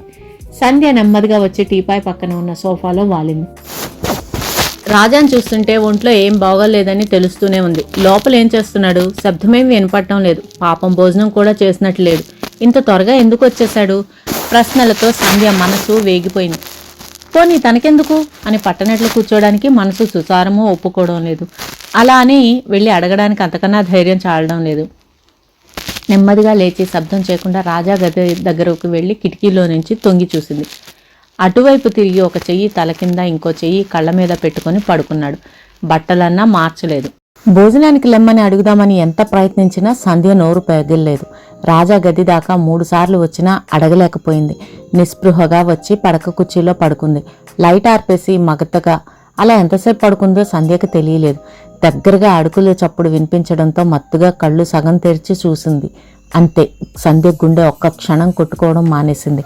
బెడ్ లైట్ వెలుగులో రాజా తన కేసు వస్తూ కనపడ్డాడు. శాంతి మాటలు చప్పున బుర్రలో తిరిగాయి. జరగబోయేదాన్ని ఎదుర్కొనడానికి అన్నట్లు శరీరంలో శక్తినంతా కూడా తీసుకుంది. రాజా సంధ్య దగ్గరగా వచ్చి వంగి టీపాయ్ మీదున్న అమృతాంజనం తీసుకుని నిశ్శబ్దంగా అక్కడి నుంచి వెళ్ళిపోయాడు. దగ్గరతో రావడంతో కళ్ళు మూసుకొని ఊపిరి బిగబెట్టింది. అంతా నిశ్శబ్దం. ఏమీ కాలేదు. కళ్ళు తెరిచి అయోమయంగా చూసిన సంధ్యకి రాజా కనపడలేదు. దేనికి వచ్చినట్లు? పక్కన ఖాళీ టీపై కనిపించింది వెక్కిరిస్తూ. అంతకుముందు తను రాసుకొని అక్కడ పెట్టిన అమృతాంజనం సీసా లేదు. కానీ రాజా వెళ్లిన 10 నిమిషాల వరకు సంధ్య గుండెలో దడ, కాళ్లల్లో వణుకు తగ్గలేదు. అనుమానం అర్ధరహితంగానే మిగిలిపోయినందుకు బరువు తీరినట్లు దీర్ఘంగా విశ్వసించింది. మొదటిసారిగా సంధ్య శాంతి మాటల్లో నిజం శంకించింది. నిష్కల్మషంగా ఉండే రాజా అలాంటి వాడై ఉండడు. సంధ్య హృదయం నిజం చెప్పింది. సాయంత్రం చల్లగాలి వీస్తుంది. రాజా ఎంతసేపు వెతికినా ముందు రోజు సగం చదువుతూ బల్ల మీద పెట్టిన జెన్ ఐరే నవల కనిపించలేదు. ఏమైంది? మేడ మీద కూర్చొని సరదాగా కబుర్లు చెప్పుకుంటున్న అన్నా వదినలని పుస్తకం కోసం డిస్టర్బ్ చేయడానికి మనస్కరించలేదు. పోనీ తనే ఓపిగ్గా వెతుక్కుందాం అనుకుని ఇల్లంతా వెతికాడు. ఎక్కడా కనపడలేదు. బహుశా సంధ్య తీసి ఉంటుంది అడుగుదామని సంధ్య గది వరకు వెళ్లిన రాజా ఆగిపోయాడు. సంధ్య ఇందాకే రాణి వాళ్ల ఇంటికెళ్ళిందని గుర్తొచ్చింది. ఏం చేయాలో తోచలేదు. గుమ్మం దగ్గర నిల్చొని చూశాడు. టేబుల్ మీద పుస్తకం కనబడటంతో ప్రాణం లేచి వచ్చింది. లోపలికి వెళ్లి పుస్తకం తీసుకుంటున్న రాజా దృష్టిని ప్రక్కనే ఉన్న 2 పెయింటింగ్స్ ఆకర్షించాయి. అడుగున సంధ్య సంతకం ఉంది. సంధ్య ఇంత మంచి ఆర్టిస్ట్ అని తనకి తెలియదే. ఆశ్చర్యంగా రెండింటినీ చేతిలోకి తీసుకుని చూశాడు. మొదటి చిత్రం పేరు విషవలయం. ఒక శ్రీమూర్తి ఆకృతి కనిపిస్తుంది. చుట్టూ వలయాలు, ఒకదాని చుట్టూ మరొకటి. చాలా వలయాలు గీసి ఉన్నాయి. ఆ స్త్రీ ముఖంలో బాధ, ఆ వలయాల్ని ఛేదించుకోవాలనే ప్రయత్నంలో ఆరాటం స్పష్టంగా కనిపిస్తున్నాయి. వలయానికి కాపలా ఒక పురుషుడి ఆకృతి గీసి ఉంది. అతడి మొహంలో భావం స్పష్టంగా తెలియడం లేదు. చాలా గమ్మత్తుగా ఉందే, దీని భావం ఏమై ఉంటుంది? రెండో పెయింటింగ్ వైపు చూశాడు. ఆకర్షణ జ్వాలలు. అరే బాబ్, ఏం పేర్లు! నవ్వుకుంటూ పరిశీలనగా చూశాడు. ఎర్రటి మంటలు ఒక యువతిని చుడుతున్నాయి. ఆ యువతి భయంగా చేతులు చాపి ఆక్రోశిస్తున్నట్లు, ఆ జ్వాలల నుండి తప్పించుకొని పారిపోవడానికి ప్రయత్నిస్తున్నట్టు కనిపిస్తుంది.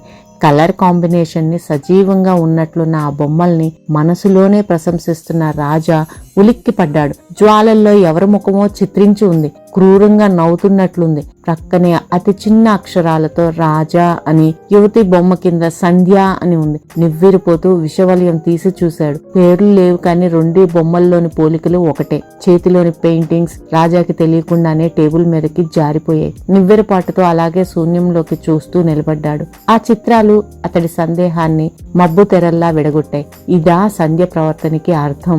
ఆ అమ్మాయి మనసులో తనలాంటి ముద్ర వేశాడా? నెమ్మదిగా వెనక్కి తిరిగాడు. ఎప్పుడు వచ్చిందో సంధ్య కళ్ళని పెద్ద చేసుకుని రాజా కేసి చూస్తూ నిలబడింది. ఆ కళ్ళల్లో భావం అస్పష్టంగా ఉంది. ప్యాంటు జోబుల్లో చేతులు పెట్టుకుని సంధ్య కళ్ళకేసి సూటిగా చూశాడు. గోడ కానుకొని నిల్చున్న సంధ్య ధైర్యంగా రాజా చూపుల్ని ఎదుర్కొంది. నువ్వింత మంచి పెయింటర్ అని నాకు తెలీదు సుమా, తుఫాను రాబోయే ముందు ఉండే ప్రశాంతతతో అన్నాడు. నా పర్మిషన్ లేకుండా నా పెయింటింగ్స్ ఎందుకు తీశారు? తీవ్రంగా బెదిరిస్తున్నట్లు అడిగింది. రాజా నిర్లక్ష్యంగా తలెగరేశాడు. నా పుస్తకం నిన్నెవరు తీసుకోమన్నారు? ఒక్క క్షణం ఏం మాట్లాడలేకపోయింది. అవమానంతో కళ్ళనీళ్ల పర్యంతం కాగా విసురుగా అనేసింది. మీ సభ్యత సంస్కారం ఎలాంటివో ఇప్పుడు తెలిసింది. ఏం?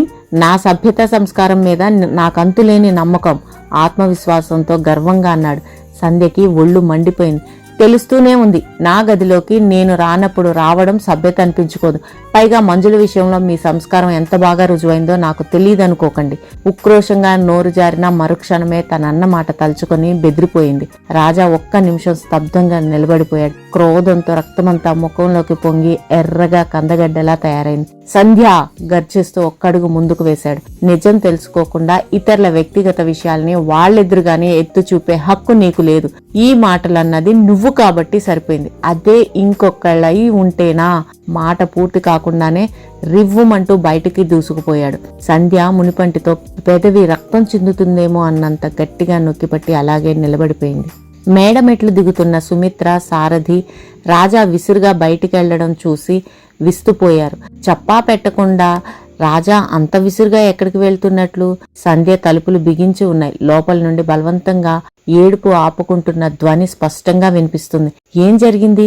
రాజా, సంధ్య ఏమన్నా ఘర్షణ పడ్డారా? ఇద్దరి మనసులో ఒకేసారి అదే అనుమానం మెదిలింది. ఒకరి ముఖాలొకరు చూసుకున్నారు. సంధ్య, సుమిత్ర 2 సార్లు తట్టినా లోపల నుంచి జవాబు రాలేదు. కానీ ఏడుస్తున్న ధ్వని మాత్రం ఆగిపోయింది. సారథి సుమిత్రకు సైగ చేసి అవతలికి పిలిచాడు. సంధ్య దిండులో తలదూర్చి నిశ్శబ్దంగా కన్నీళ్లు కార్చసాగింది. దుఃఖపు వేగం తగ్గాక మనసులో కొంచెం బరువు తీరినట్లుగా అనిపించింది. అలాగే పడుకొని ఆలోచించసాగింది. రాజా తన గదిలోకి వచ్చి పెయింటింగ్స్ చూస్తాడని అనుకోలేదు. రాజా వచ్చిన క్రొత్తలో అదుపు తప్పుతున్న మనసుని స్వాధీనంలో ఉంచుకోవడానికి, అతడి మీద తనకు ద్వేషం తప్పిస్తే మరొకటి లేదని తన్ను తాను తృప్తిపరచుకోవడానికి ఆ పెయింటింగ్స్ వేసింది. పైగా బుద్ధి లేకుండా పేర్లు కూడా రాసింది. మొదట్లో రాజా వాటిని చూడాలని, చిత్రాల్లోని భావం తనకు అన్వయిస్తుందని పేర్లు చదివి తెలుసుకున్నాక అతడి ముఖంలో మారే రంగుల్ని చూడాలని అంతర్గతంగా తను ఆశించిన మాట నిజమే. ఎన్నోసార్లు వాటిని బల్ల మీద పడేసి ఉంచింది. పొరపాటుగానైనా రాజా చూడకపోతాడా అనే ఆశతో. కానీ తర్వాత రాజా పట్ల తన మనసు మారిన తర్వాత ఆ పెయింటింగ్స్ తనకే భయంకరంగా కనిపించాయి. అసలు ఇవాళ చించి పడేద్దామనే బయటికి తీసి పెట్టింది. ఏదో పనిలో పడి మర్చిపోయింది. వేటినైతే ఇహ రాజా చూడకూడదు అని అనుకుందో అవే రాజా కంటపడ్డాయి. తనను గురించి అతను ఏమనుకుంటాడు?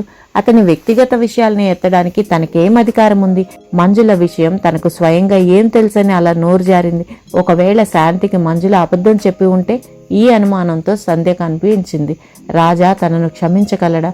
భగవాన్, ఏది నిజం? నేనిప్పుడేం చెయ్యాలి? సంధ్య మనసు ఆక్రోశించింది. రాజా పిచ్చిపట్టిన వాడిలా రోడ్లన్నీ తిరిగాడు. అవమానంతో, క్రోధంతో మనసు ఉడికిపోతున్నది. ఎంత ధైర్యం! మంజుల విషయం తనకేం తెలుసని? ఆ పెయింటింగ్ వేయడంలో తన ఉద్దేశం ఏమై ఉంటుంది? పైగా పేర్లు కూడా స్పష్టంగా రాసింది. చూసేవాళ్ళు ఎక్కడ గుర్తుపట్టలేరో అని భయపడేదానిలా, ఒకవేళ తను చూడాలని కావాలని అలా పెట్టిందా, అదే నిజమై ఉంటుందనే అనుమానం దృఢపడింది. తను అలాంటి వాడా? అభిమానం దెబ్బతిన్నట్లయి విలవిల్లాడిపోయాడు. 10 దాటింది, ఇంకా రాజా రాలేదే. ఆందోళన పడుతూ సారథి, సుమిత్ర ముందు గదిలోనే కూర్చున్నారు. నెమ్మదిగా లోపలికి వచ్చాడు. రాజా ఎర్రబడ్డ కళ్ళు, దుమ్ము కొట్టుకుపోతున్న బట్టలు, చెదిరిపోయిన జుట్టు, పిచ్చివాళ్ల ఉన్న తమ్ముడి వాలకం చూసి దిగ్భ్రమ చెందాడు సారథి. రాజా, ఏమిటి బాబు నీ ధోరణి? ఇన్నాళ్లకి వదిన మనసు కష్టపెట్టాలనే కోరిక కలిగిందా నీకు? కళ్ళనీళ్లు నింపుకుంటూ గద్గత స్వరంతో అడుగుతున్న సుమిత్ర కేసి తలెత్తి చూడలేకపోయాడు. రాజా గొంతులో ఏదో అడ్డుపడినట్లు అనిపించాయి. కళ్ళు చెమ్మగిల్లాయి. తనకే అర్థం కాకుండా ఏదో స్పష్టంగా గొణిగాడు. రాజా, ముందు త్వరగా మొహం కడుక్కొని బట్టలు మార్చుకో, వదిన నీ కోసం భోజనం చేయకుండా ఎదురు చూస్తుంది, సారథి నెమ్మదిగా అన్నాడు. లోపల సంధ్య ఊపిరి బిగబెట్టి వింటుంది. రాజా కంఠం వినిపించలేదు. రాజా ముఖం ఎలా ఉండి ఉంటుంది ఊహించుకోవడానికి సంధ్యకి భయం వేసింది. భోజనాలన్నీ పూర్తయి అందరూ పడుకునే వరకు ఓపిగ్గా ఎదురు చూసింది. గడియారం 11 గంటలు చూపిస్తుంది. చించి ముక్కలుగా పడేసిన పెయింటింగ్ వంక ఒకసారి చూసి నెమ్మదిగా తడబడే అడుగులతో రాజా గది వైపుకి వెళ్ళింది సంధ్య. డైరీ రాయడం పూర్తి చేసే పడుకుందామని రాజా లేచి చూసేటప్పటికి ఎదురుగా సంధ్య తల వంచుకొని నిల్చోనుంది. విస్మయంగా చూశాడు. సాయంత్రం నా ప్రవర్తనకి మనస్ఫూర్తిగా క్షమాపణలు కోరుతున్నాను, మృదువుగా అంది సంధ్య తల వంచుకొని. మొదట తను విన్నది నిజమేనా అనే అనుమానం వచ్చింది రాజాకి. ఏం మాట్లాడకుండా అలాగే చూస్తూ నిలబడ్డాడు. సంధ్య కొంచెం తలెత్తి చూసింది. విగ్రహంలా భావరహితంగా ఉంది రాజా వదనం. పెయింటింగ్ చించేశాను, మీరు అపార్థం చేసుకోకండి, జాలిగా ఉంది. అప్పటికే తేరుకున్న రాజా ఏడిపిస్తున్నట్లుగా అన్నాడు. అదే ఏదైనా ఆర్ట్ ఎగ్జిబిషన్లో పెడితే ప్రైజెస్ అన్నా వచ్చేవిగా. సంధ్య చటుకున తలెత్తింది. నీలి సరస్సుల్లా ఉన్న సంధ్య కళ్ళ నుంచి ముత్యాల్లాంటి బిందువులు జారుతున్నాయి.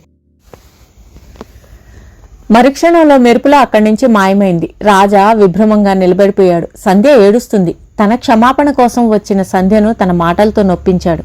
అయోమయంగా మంచం మీద వాలాడు. సంధ్యకి తన మీద బొత్తిగా అభిమానం లేకపోతే తనన్న మాటలకి ఎదురు జవాబిచ్చి ఉండేది. తనే సంధ్యను తప్పుగా అంచనా వేసుకున్నాడేమో. మరి ఆ పెయింటింగ్స్ అపార్థం చేసుకోవద్దంది. అంతా అయోమయంగా ఉంది. అసలు సంధ్యకి తన మీద ఎలాంటి అభిప్రాయం ఉందో సంధ్యనే వీలున్నప్పుడు అడిగేయాలి. తను మాత్రం సంధ్యని హృదయపూర్వకంగా క్షమించేశాడు. మంజుల ఒక్క మాటన్నా సహించలేని తను సంధ్య వల్ల మానసికంగా అంత పెద్ద దెబ్బ తిని తనను ఎలా క్షమించి అభిమానించగలుగుతున్నాడు? అప్పటికన్నా ఇప్పుడు వయసు పెరిగినందువల్ల అంత మాత్రాన స్వభావంలో మార్పు వస్తుందా? ఆలోచనలో ఎప్పుడో అర్ధరాత్రి దాటుతుండగా నిద్రపోయాడు. ఆఫీస్ టైం అవుతున్నా రాజా ఇంకా నిద్రన్నా లేవలేదే. సారథి ఆశ్చర్యంగా వచ్చి చూశాడు. కదలకుండా మత్తుగా స్పృహ లేనట్లుగా పడుకున్న రాజాను చూడగానే ఆదుర్దాగా వచ్చి నుదురు మీద చెయ్యి వేసి చూశాడు. వేడికి చెయ్యి చురుక్కుమంటున్నట్లుగా అనిపించింది. మీద ఎండ పడకుండా కిటికీ తలుపులు మూసి సుమిత్ర దగ్గరకు వెళ్ళాడు. సుమి, రాజాకి జ్వరం వచ్చింది, లేపకు, మధ్యాహ్నం వరకు చూసి తగ్గకపోతే డాక్టర్కి ఫోన్ చేయి. ఆఫీస్ టైం దాటిపోతుందని కంగారుగా చెప్పేసి వెళ్ళిపోయాడు సారథి. సుమిత్ర రాజాకి దుప్పటి సరిగ్గా కప్పి సంధ్య దగ్గరికి వచ్చింది. సుమిత్రను చూస్తూనే అపరాధిలా తల వంచుకుంది సంధ్య.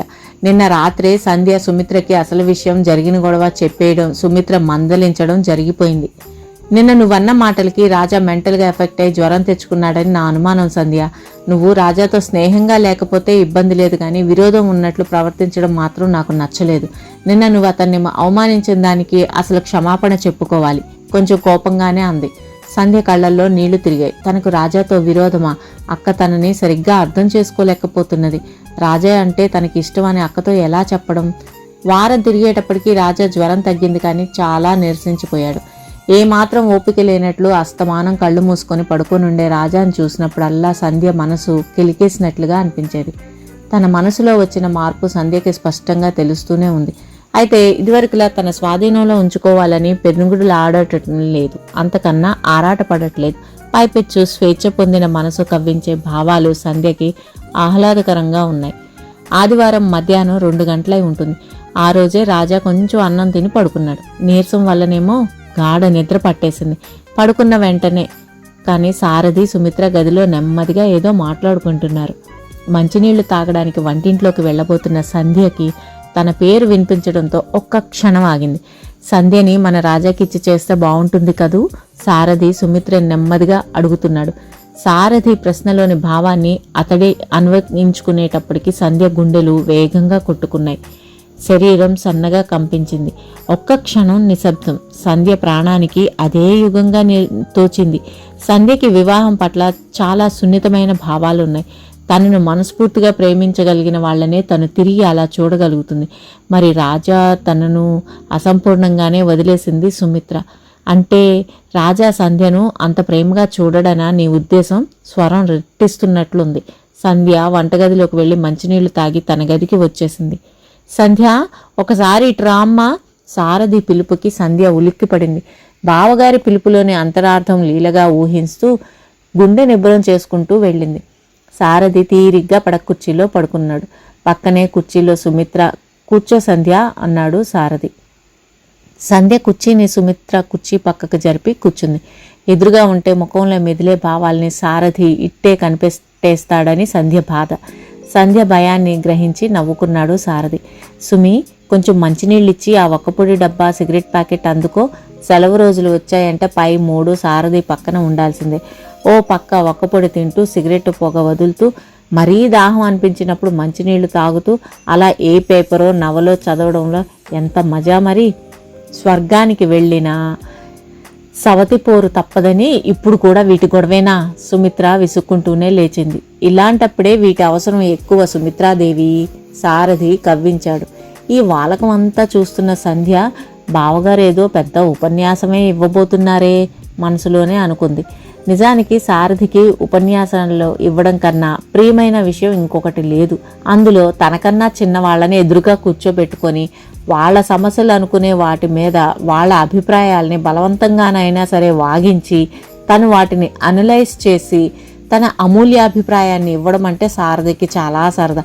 పాపం తరచూ సంధ్య సారథికి టార్గెట్ అవడంతో అప్పటికి బోలెడు అనుభవం వచ్చేసింది సంధ్యకి. కానీ ప్రతిసారి వాదనలో ఓడిపోయి మీరు అసలు రచయితగానో రాజకీయ నాయకుడిగానో రాణించాల్సింది అని ఉక్రోషంగా అనేది. అది నిజమే, కానీ మనకంత తీరిక ఓపిక లేవు అనేవాడు సారథి సీరియస్గా. ఇప్పుడు ఇవ్వబోయే ఉపన్యాసం తాలూకు ఛాయలు ఎలాంటివో ఊహిస్తూ కూర్చుంది సంధ్య. మంచినీళ్లు తాగి ఒక్కపొడి వేసుకొని సిగరెట్ పొగ వదులుతూ తన్మయంగా ఒక్క క్షణం కళ్ళు మూసుకున్నాడు సారథి. కర్మ, మీ తన్మయత్వం నుంచి బయటపడదలుచుకోలేదా ఏమిటి? సిగరెట్ మీద తన మంటనంతా కంఠంలో చూపించింది సుమిత్ర. సారథి కళ్ళు తెరిచి సంధ్యకేసి ఓసారి పరిశీలనగా చూశాడు. తర్వాత సరిగ్గా లేచి కూర్చుంటూ, సుమి, ఇంకా నువ్వు చెప్పదలుచుకున్నదేమిటో చెప్పు అన్నాడు. సుమిత్ర సందేహిస్తున్నట్లుగా ఒక్క క్షణం సంధ్య వైపు చూసి తర్వాత ఏదో నిశ్చయించుకున్న దానిలా అంది. నేను చెప్పేది ఆవేశపడకుండా అపార్థం చేసుకోకుండా సరిగ్గా వినండి. రాజా మీద నాకెంత అభిమానం ఆత్మీయత ఉన్నాయో మీకు నేను చెప్పక్కర్లేదు. నాకు తమ్ముడంటూ ఉన్న ఇంతకన్నా ఎక్కువగా చూసి ఉండేదాన్ని కాదు. రాజా మంచితనం సంస్కారం పట్ల నాకు సందేహం లేదు. కానీ సంధ్య విషయం కాబట్టి కొంచెం కష్టంగా తోచిన రాజాని గురించి ఒక విషయంలో మాత్రం నా అభిప్రాయం చెప్పదలుచుకున్నాను. ఇతరత్రా రాజా చాలా మంచివాడే, కానీ అందమైన ఆడపిల్లల విషయంలో అతడి బలహీనతను నేను సమర్థించలేను. ముఖ్యంగా మంజుల విషయంలో రూమర్స్ చాలా ఉన్నా నేను నమ్మలేదు. కానీ స్వయంగా చూశాక అంతకన్నా ఎక్కువగా చెప్పడం ఇష్టం లేనట్లు ఆగిపోయింది సుమిత్ర. సుమిత్ర వెల్లడించిన అభిప్రాయం నిజంగా సారథి మనసుని బాగా నొప్పించింది. కానీ తమాయించుకొని సంధ్య వైపు చూశాడు. సుమిత్ర పెదవులు వెల్లడించిన అభిప్రాయమే సంధ్య కళ్ళల్లో స్పష్టంగా మెదులుతుంది. వాస్తవిక పరిస్థితిని విపులీకరించడంలోని ఆవశ్యకత వెంటనే బోధపడింది సారథికి. సిగరెట్ని యాస్ట్రేలో పడేస్తూ తాపీగా అన్నాడు, ఎలాగైనా మీ ఆడవాళ్లకు కొంచెం బుర్ర తక్కువ సుమా. సుమిత్ర కళ్ళల్లో కోపం తొంగి చూసింది. నిజాన్ని ఎవరైనా ఎలా తెలుసుకోగలరంటావు సుమి? ప్రశ్న తమాషాగా ఉన్న కంఠం చాలా సీరియస్గా ధ్వనించింది. సంధ్య అధరాల మీదకి తొంగి చూడబోయిన నవ్వు సారథి ముఖంలోని గంభీరానికి జంకి పెదాల వెనకే దాక్కుంది. సుమిత్ర వింతగా చూసింది. మళ్ళీ తనే అన్నాడు సారథి. ఏదన్నా సంఘటన జరుగుతుందనుకోవడాన్ని దాన్ని మనుషులు రకరకాల వ్యాఖ్యానాలు చేసి ఎవరికి తోచిన అభిప్రాయం వాళ్ళు వెలుబుచ్చుతున్నారు. సంఘటన మంచిదా చెడుదా ఎలాంటిది అని ఆలోచించే దానికన్నా ఆ సంఘటనను సృష్టించిన వ్యక్తుల మనస్తత్వం సాధారణ పరిస్థితుల్లో ఎలాంటిది, ఆ ప్రత్యేక సంఘటనలో వాళ్ళు తమ స్వభావానుగుణ్యంగానే నడుచుకున్నారా లేక ఏదైనా ప్రభావానికి కానీ ఒత్తిడికి కానీ లోనై తమ తత్వానికి విరుద్ధంగా నడుచుకున్నారా అనేది గమనించడం చాలా ముఖ్యం. ఏ విషయం మంచి చెడులన్నా మనం చూసే కోణాన్ని బట్టి ఆధారపడి ఉంటాయి. మన దృక్పథాన్ని అనుసరించి మన అభిప్రాయాలు ఏర్పడుతుంటాయి. మీరు దేని గురించి చెప్తున్నారో నాకు అర్థం కావడం లేదు, అసహనంగా సారథి మాటలకు అడ్డొస్తూ అంది సుమిత్ర. నేననేది ఏమిటంటే, మన కోణంలోనే చూసి అదే 100% నిజమని గుడ్డిగా తేల్చి పారేయకుండా ఎదుటి వాళ్ల మనస్తత్వానికి అనుగుణ్యమైన యాంగిల్లో పరిస్థితుల్ని సమన్వయం చేసుకుంటూ ఎందుకు చూడకూడదు అని. ఒక తాగడు అనుకో, అది నిజంగా జరిగింది. మన నైతిక విలువల ప్రకారం చాలా తప్పు. నీలాంటి వాళ్ళు, సంధ్యబోటి వాళ్ళు తాగుణ్ణి చాలా చెడ్డ గుణంగా, నైతిక పతనంగా, అసభ్యంగా భావిస్తారు. కాబట్టి అలాంటి దానికి లొంగిపోయిన వాడి మీద కూడా తదనుగుణ్యంగానే మీ అభిప్రాయాన్ని మలుచుకుంటారు. కానీ నా విషయమే తీసుకో, వాడు తాగాడంట అని చెప్తే ఆహా అనుకుంటాను. నాకు సంబంధించిన వాళ్ళైతే, అదే నాకు తెలిసిన వాళ్ళైతే ఎందుకు తాగి ఉంటాడు? ఫ్రెండ్స్ ప్రోత్సాహం వలన మానసికంగా బాధల్ని మర్చిపోవడానికా, పరిస్థితుల ప్రభావమా అని ఇవన్నీ ఆలోచించుకుంటాను. కానీ దాన్ని ఒక తప్పు కింద ఎప్పుడూ పరిగణించను. అలవాటు క్రింద మారితే క్షంతవ్యం కాదు, కానీ 1-2 సార్లు అలాంటివి చేసినా తర్వాత తప్పు తెలుసుకుంటే సంతోషిస్తాను. అనుభవం పొంది పాఠం నేర్పింది అనుకుంటాను. నన్ను అడిగితే ప్రతి విషయంలో అలాంటి అనుభవాలు జరిగితే మంచిదంటాను. అప్పుడే మనిషికి తను ఎలాంటి వాడు, తన స్టాండర్డ్ ఏంటి అనేది తెలిసి వచ్చి పనికిమాలిన అహంకారం తగ్గి కొంచెం ఒళ్ళు దగ్గర పెట్టుకుని భవిష్యత్తులో జాగ్రత్తగా మసులుకుంటాడు. రాజా విషయమే తీసుకో, వాడంటే నాకెంత ప్రాణమో నీకు తెలియదు సంధ్య. వాడు నా తమ్ముడు అనుకుంటేనే నా శరీరంలో భాతృప్రేమతో సారథి వదనం ఉజ్వలమైంది. రాజా సంస్కారం పట్ల, సహృదయం పట్ల నాకు అంతులేని ఆత్మవిశ్వాసం ఉంది. ఈ కాలంలో అలాంటి వాళ్ళు చాలా అరుదు. వాడికి నాకు 6 సంవత్సరాలు తేడా, కానీ మానసిక సాన్నిధ్యం మా ఇద్దరి మధ్య చాలా ఉంది. తనకి నేను అన్నయ్యగా గైడెన్స్ ఇవ్వడమే కాదు, స్నేహితుడిగా వాడి సమస్యల్ని అర్థం చేసుకున్నాను. అవసరం అనుకున్నప్పుడు సలహాలు ఇచ్చాను. నేను స్టూడెంట్ లైఫ్లో ఆడపిల్లల్ని బాగా టీస్ చేసేవాడిని, కానీ రాజాని నువ్వు సరిగ్గా అర్థం చేసుకోలేదు సుమి. ఒకప్పుడు వాడు పరాయి ఆడపిల్లల్ని కళ్ళెత్తి కూడా చూసేవాడు కాదు. స్త్రీలంటే పూజ్యభావం, పెళ్ళైన ఆడవాళ్ళంటే అమ్మతో సమానమైన పవిత్ర హృదయం తనది. మన సాంప్రదాయాలన్నా సంస్కృతన్నా ప్రాణం. BA చదువుతుండగా వాడికి 18 ఏళ్ళు. ఆకతాయితనంగా, చిలిపిగా, నిర్విచారంగా తిరిగే వయసు. ఆ వయసులో నిగ్రహించుకునే శక్తి కొద్దిమందికే ఉంటుంది. సహజంగానే వాడిలో ఫ్రెండ్స్ మూలాన కొంచెం మార్పు వచ్చింది. అందాన్ని రాజా అభిమానిస్తాడు, నిజమే. కానీ నువ్వు దానిని అందమైన ఆడపిల్లల పట్ల బలహీనత కింద పొరబడ్డావు. ఒక్క మంజులతో తప్పిస్తే రాజా ఏ ఆడపిల్లలతో క్లోజ్గా తిరగడం నీకు తెలుసు సుమి. సహజంగానే తను నవ్వుతూ ఇతరులను నవ్విస్తాడు. వాడిలోని ఈ స్నిగ్ధ స్వభావానికి ఆకర్షించబడి వాడి చుట్టూ ఆడపిల్లలు తిరిగితే అది వాడి తప్పు కాదే. మంజుల కావాలని కోరి పరిచయం చేసుకొని అలాంటి వాడిని కవ్వించి కొంచెం రొమాంటిక్ సైన్స్ని రేస్ చేసింది. సహజంగానే మిగతా వాళ్ళకి ఈర్ష్య కలిగే రూమర్స్ లేవతీశారు. తను చెయ్యబోయే దాని పరిణామాలు ఎలా ఉంటాయి, తానున్న స్థితి ఎలాంటిది, తన ప్రస్తుత బాధ్యత ఏమిటి అనే విషయాలు గ్రహించకుండా అమాయకంగానో అజ్ఞానంలోనో మంజులతో పరిచయాన్ని అంగీకరించి రెస్పాన్స్ ఇవ్వడమే రాజా చేసిన మొదటి తప్పు, చివరి తప్పు. ఆ వయసు అలాంటిది. ఏది మంచి ఏది చెడు అనే అనుభవం మీద కానీ తెలిసిరాదు. ఇందాక నేను చెప్పిన సంఘటన లాంటిదే అనుకో. రాజా మంజుల పరిచయం. మామూలుగా రాజా మంచివాడే, మంజుల సంగతి మనకి తెలియదు. కానీ ఇద్దరు వయసు ప్రభావానికి లొంగిపోయారు. ఆకతాయితనంగా కలిసి అప్పుడప్పుడు తిరిగినందుకు అందరూ ఎవరికి నచ్చిన విధంగా వాళ్ళు వ్యాఖ్యానించుకున్నారు. మంజుల తప్పు ఏం లేదు, కానీ కాలేజీలో వీళ్ళ గురించి గొడవ రేగగానే తప్పంతా వీడి మీదకి తోసి తనను మోసం చేశాడని నిందించిందట. పాపం ఆడపిల్ల తెలియక చేసిన పొరపాటికి నింద మీద పడకుండా తప్పించుకోవడానికి అలా చేసిందనుకోవచ్చు. అది అలా వదిలేయండి. అసలు సంగతి, రాజా ఎంత మంచివాడైనా ఒక్క మంజుల పరిచయంతో మీ దృష్టిలో అనుమానాస్పదుడయ్యాడు. అప్పటికన్నా ఇప్పుడు వయసు మనసు రెండూ పరిపక్వం చెందాయి. అప్పుడు తగిలిన ఎదురు దెబ్బతో కొంచెం గట్టిపడి జీవితం పట్ల స్థిరమైన అభిప్రాయాల్ని ఏర్పరచుకోగలిగాడు. ఊపిరి పీల్చుకున్నాడు సారథి. ఒక్క క్షణం ఆగి నేను చెప్పిన దాన్ని బట్టి ఆలోచిస్తే రాజా క్షంతవ్యుడు కాదంటావా సంధ్య? నవ్వుతూనే అడిగాడు. సుమిత్ర దిగ్భ్రమతో సారథి కేసి చూస్తుండిపోయింది. తిమ్మిని బ్రహ్మిని చేయగల సమర్థులు అని మనసులో మాత్రం అనుకోకుండా ఉండలేకపోయింది. సారథి దీర్ఘోపన్యాసం అతి శ్రద్ధగా న్యాయ నిర్ణేత తుది తీర్పుని విన్నట్లు విన్నది సంధ్య.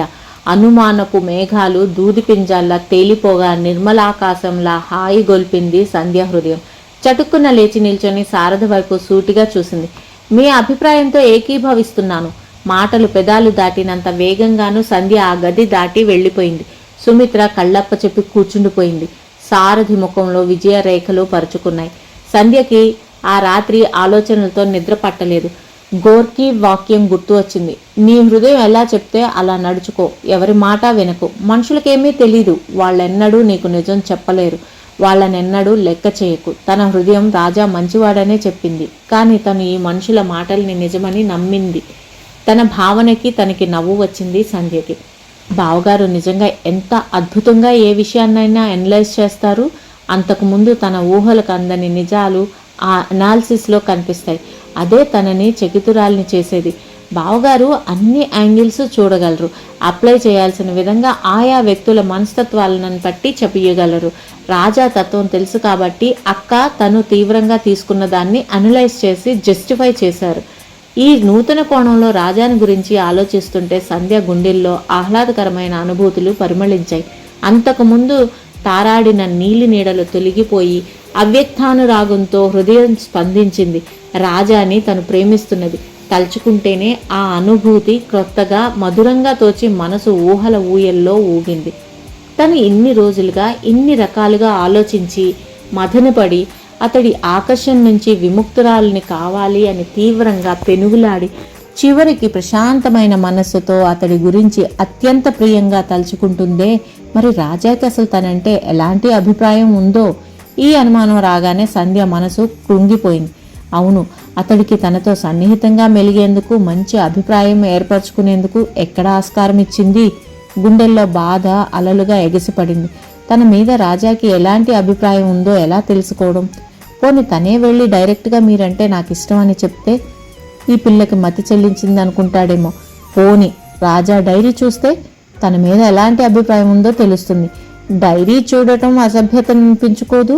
ఇలా ఎందుకు చూస్తారో అని తనే చాలాసార్లు విమర్శించింది. కానీ తనే ఎన్నుకున్న జీవన మార్గంలో నడవడానికి తగిన అర్హత, హక్కు ఉందో లేదో తెలుసుకోవడానికి చేసే చిన్న ప్రయత్నమే ఈ డైరీ చూడడం. నచ్చ చెప్పుకుంది మనసుకి సంధ్య. గడియారం 12 గంటలు కొట్టింది. అందరూ మంచి నిద్రలో ఉన్నారు. నెమ్మదిగా తడబడే అడుగులతో లేచి రాజా గది వైపుకి నడిచింది. ప్రశాంతంగా నిద్రపోతున్న రాజాను చూస్తుంటే అతడి చెదిరిన జుట్టుని సరిచేయాలనిపించి ప్రేమగా అతడి చెంపలు తాకాలని అనిపించింది సంధ్యకి. బెడ్ ల్యాంప్ వెలుగులో పక్కనే బ్లూ కవర్ డైరీ కనిపించింది. వణికే చేతులతో అందుకొని తన గదిలోకి వచ్చేసింది. మంచం మీద వాలి తన పేరు కోసం పేజీలన్నీ ఆత్రంగా తిరిగేసింది. వదిన దగ్గరకు వచ్చేశాను. హాయిగా తృప్తిగా ఉంది. వదిన చెప్పిన సంధ్య కూడా ఇక్కడే ఉంది. తన కళ్ళల్లో చక్కటి మెరుపు, కాంతి ఉన్నాయి. అందమైన అమ్మాయిల్ని చాలామందిని చూసినా ఎలాంటి అనుభూతి కలగలేదు. కానీ సంధ్య ముఖంలో కనిపించే ముగ్ధత్వం, సౌజన్యం ఆకర్షించాయి. సంధ్య ప్రవర్తన చాలా ఆశ్చర్యంగా ఉంది. స్నేహంగా ఉండబోతే దులుపరించినట్లు నిర్లక్ష్యంగా వెళ్ళిపోతుంది. తన ప్రవర్తనను మనసునంత నొప్పిస్తున్నా సంధ్య అంటే అభిమానం తగ్గలేదు. కానీ నా ప్రవర్తనలో ఏం లోపం ఉందో అని తను అలా ఉంటున్నది అని అనుకున్నా. మనసు ఎంత వద్దనుకున్నా పదే పదే సంధ్య సాన్నిధ్యం కోరుతున్నది. ఇటువంటి చిత్రమైన మధురానుభూతి మంజులతో తిరిగినప్పుడు కూడా కనిపించలేదు. మంజుల అనవసరంగా ఒక్క మాటన్న సహించని నేను సంధ్య అంత లెక్కలేనట్లు ప్రవర్తిస్తున్నా ఎందుకు కోపగించుకోలేకపోతున్నాను? ఆ విశాల వినీల నయనాల్లో నా రూపాన్ని చూసుకోవాలని, అతి సున్నితంగా ఉండే తనని నా గుండెల్లో దాచేసుకోవాలని ఏవో పిచ్చి కోరికలు ఇలా అనిపిస్తుంటే సంధ్య అంటే ఏమంటుంది? లాగి చెంపదెబ్బ కొడుతుందేమో. రామకృష్ణ ఇంటికి వచ్చాడు. చాలా మర్యాద చేసింది సంధ్య. ఆశ్చర్యంగా ఉంది. పొరపాటున మంజుల సంగతి ఎత్తి ఆపేశాడు. చటుక్కున సంధ్య నా కేసు చూసింది. అంటే సంధ్యకి మంజుల సంగతి తెలుసా? ఏం తెలుసు? నా గురించి ఏమనుకుంటుంది? సంధ్యకి ఎంత ధైర్యం! మంజుల గురించి తనకు సరిగ్గా తెలియకుండానే అలా అనేసిందంటే బాధగా ఉంది. ఆ పెయింటింగ్స్లో ఎంత భయంకరమైన భావం! డైరీ రాసి మూసేస్తుంటే సంధ్య వచ్చింది. క్షమాపణలు కోరింది. నేను మాట్లాడకపోతే కళ్ళనీళ్లు పెట్టుకుని వెళ్ళిపోయింది. సంధ్య క్షమించమని అడగగానే క్రోధంతో మండిపోతున్న మనస్సు మీద పన్నీరు జల్లు కురిసినట్లయింది. చల్లని పిల్ల తెమ్మెర స్పర్శించిన అనుభూతి కలిగింది. సంధ్యకి నేనంటే అభిమానం అని సంధ్య కళ్ళల్లో తిరిగిన నీళ్లే సాక్ష్యం. జ్వరం వచ్చిన తర్వాత సంధ్య తరహా మారింది. మెత్తగా మృదువుగా అడిగి కావలసినవన్నీ శ్రద్ధగా అందిస్తున్నది. సంధ్య స్మరణ మాత్రాన నా హృదయం ఎలా గంతులు వేస్తుందో, మనసులో పరిమళం మల్లెల సౌరభంలా ఎలా వ్యాపిస్తుందో సంధ్యకేనాటికైనా అర్థమవుతుందా? ఈరోజు జ్వరం పూర్తిగా తగ్గింది, కానీ చాలా నీరసంగా ఉంది. పడుకొని ఉంటే అన్నయ్య వచ్చి సంధ్యం చేసుకోవడం ఇష్టమేనా అని అడిగాడు. ఆశ్చర్యం, ఆనందం, విభ్రమం అన్నీ కలిగాయి. అలభ్యం అపురూపమును కొన్న పెన్నిది అయాచితంగా దొరికితే ఎలాంటి అనుభూతి కలుగుతుంది? సంధ్యని నా జీవిత సహచరినిగా ఊహించుకుంటేనే మనసుకి చల్లగా, జీవితంలో ఇంకేం అక్కర్లేదన్నట్టుగా అనిపిస్తున్నది. సంధ్య ఒప్పుకుంటుందా? అన్నయ్య అడుగుతానన్నాడు రేపు తనని. ఏమని జవాబు చెప్తుందో? సంధ్య కాదంటే తను తట్టుకోగలడా? ముందు మంజుల విషయంలో తన అనుమానం తీర్చాలి. సంధ్య డైరీ పెట్టేసి వచ్చి పడుకుంది. విభ్రమం, సంతోషం, సందేహం తీరిన తృప్తి కలగాపులగమై చివరకు మనసు ప్రశాంతమైంది. కళ్ళు మూసుకొని కలల లోకంలోకి జారిపోయింది. సంధ్య, నువ్వు మనస్ఫూర్తిగానే ఒప్పుకున్నావా, లేక బావగారి మాటలు కాదనలేక ఒప్పుకుంటున్నావా? సుమిత్ర అపనమ్మకంగా అడిగింది. సంధ్య తలెత్తి చూసింది. సంధ్య కళ్ళు అపూర్వ కాంతితో మెరిశాయి. రాజా అంటే నాకు చాలా ఇష్టం అక్క, చిన్నపిల్లలా చెప్పేసి పరిగెత్తింది. మొదట చకితురాలైన సుమిత్ర తర్వాత నిండుగా నవ్వి సారథి వైపు చూసింది. సారథి పెదాల మీద చిరునవ్వు లీలగా కదిలింది. తన గదిలో కిటికీ దగ్గర నిల్చొని తదేకంగా పూలవంక చూస్తున్న సంధ్య అడుగుల చప్పుడికి వెనక్కి తిరిగింది. రాజా అతడి కళ్ళల్లో ఆశ్చర్యం, అంతకు మించిన అపూర్వమైన ఆనందంతో మనోహరమైన భావం మెరుస్తున్నది. అన్నయ్య చెప్పింది నిజమేనా సంధ్య? సంధ్య చేతుల్ని తన చేతుల్లోకి ధైర్యంగా తీసుకుంటూ అడిగాడు రాజా. సంధ్య తల ఊపి అతడి కళ్ళల్లోకి తన్మయంగా చూస్తూ మెత్తగా నవ్వింది.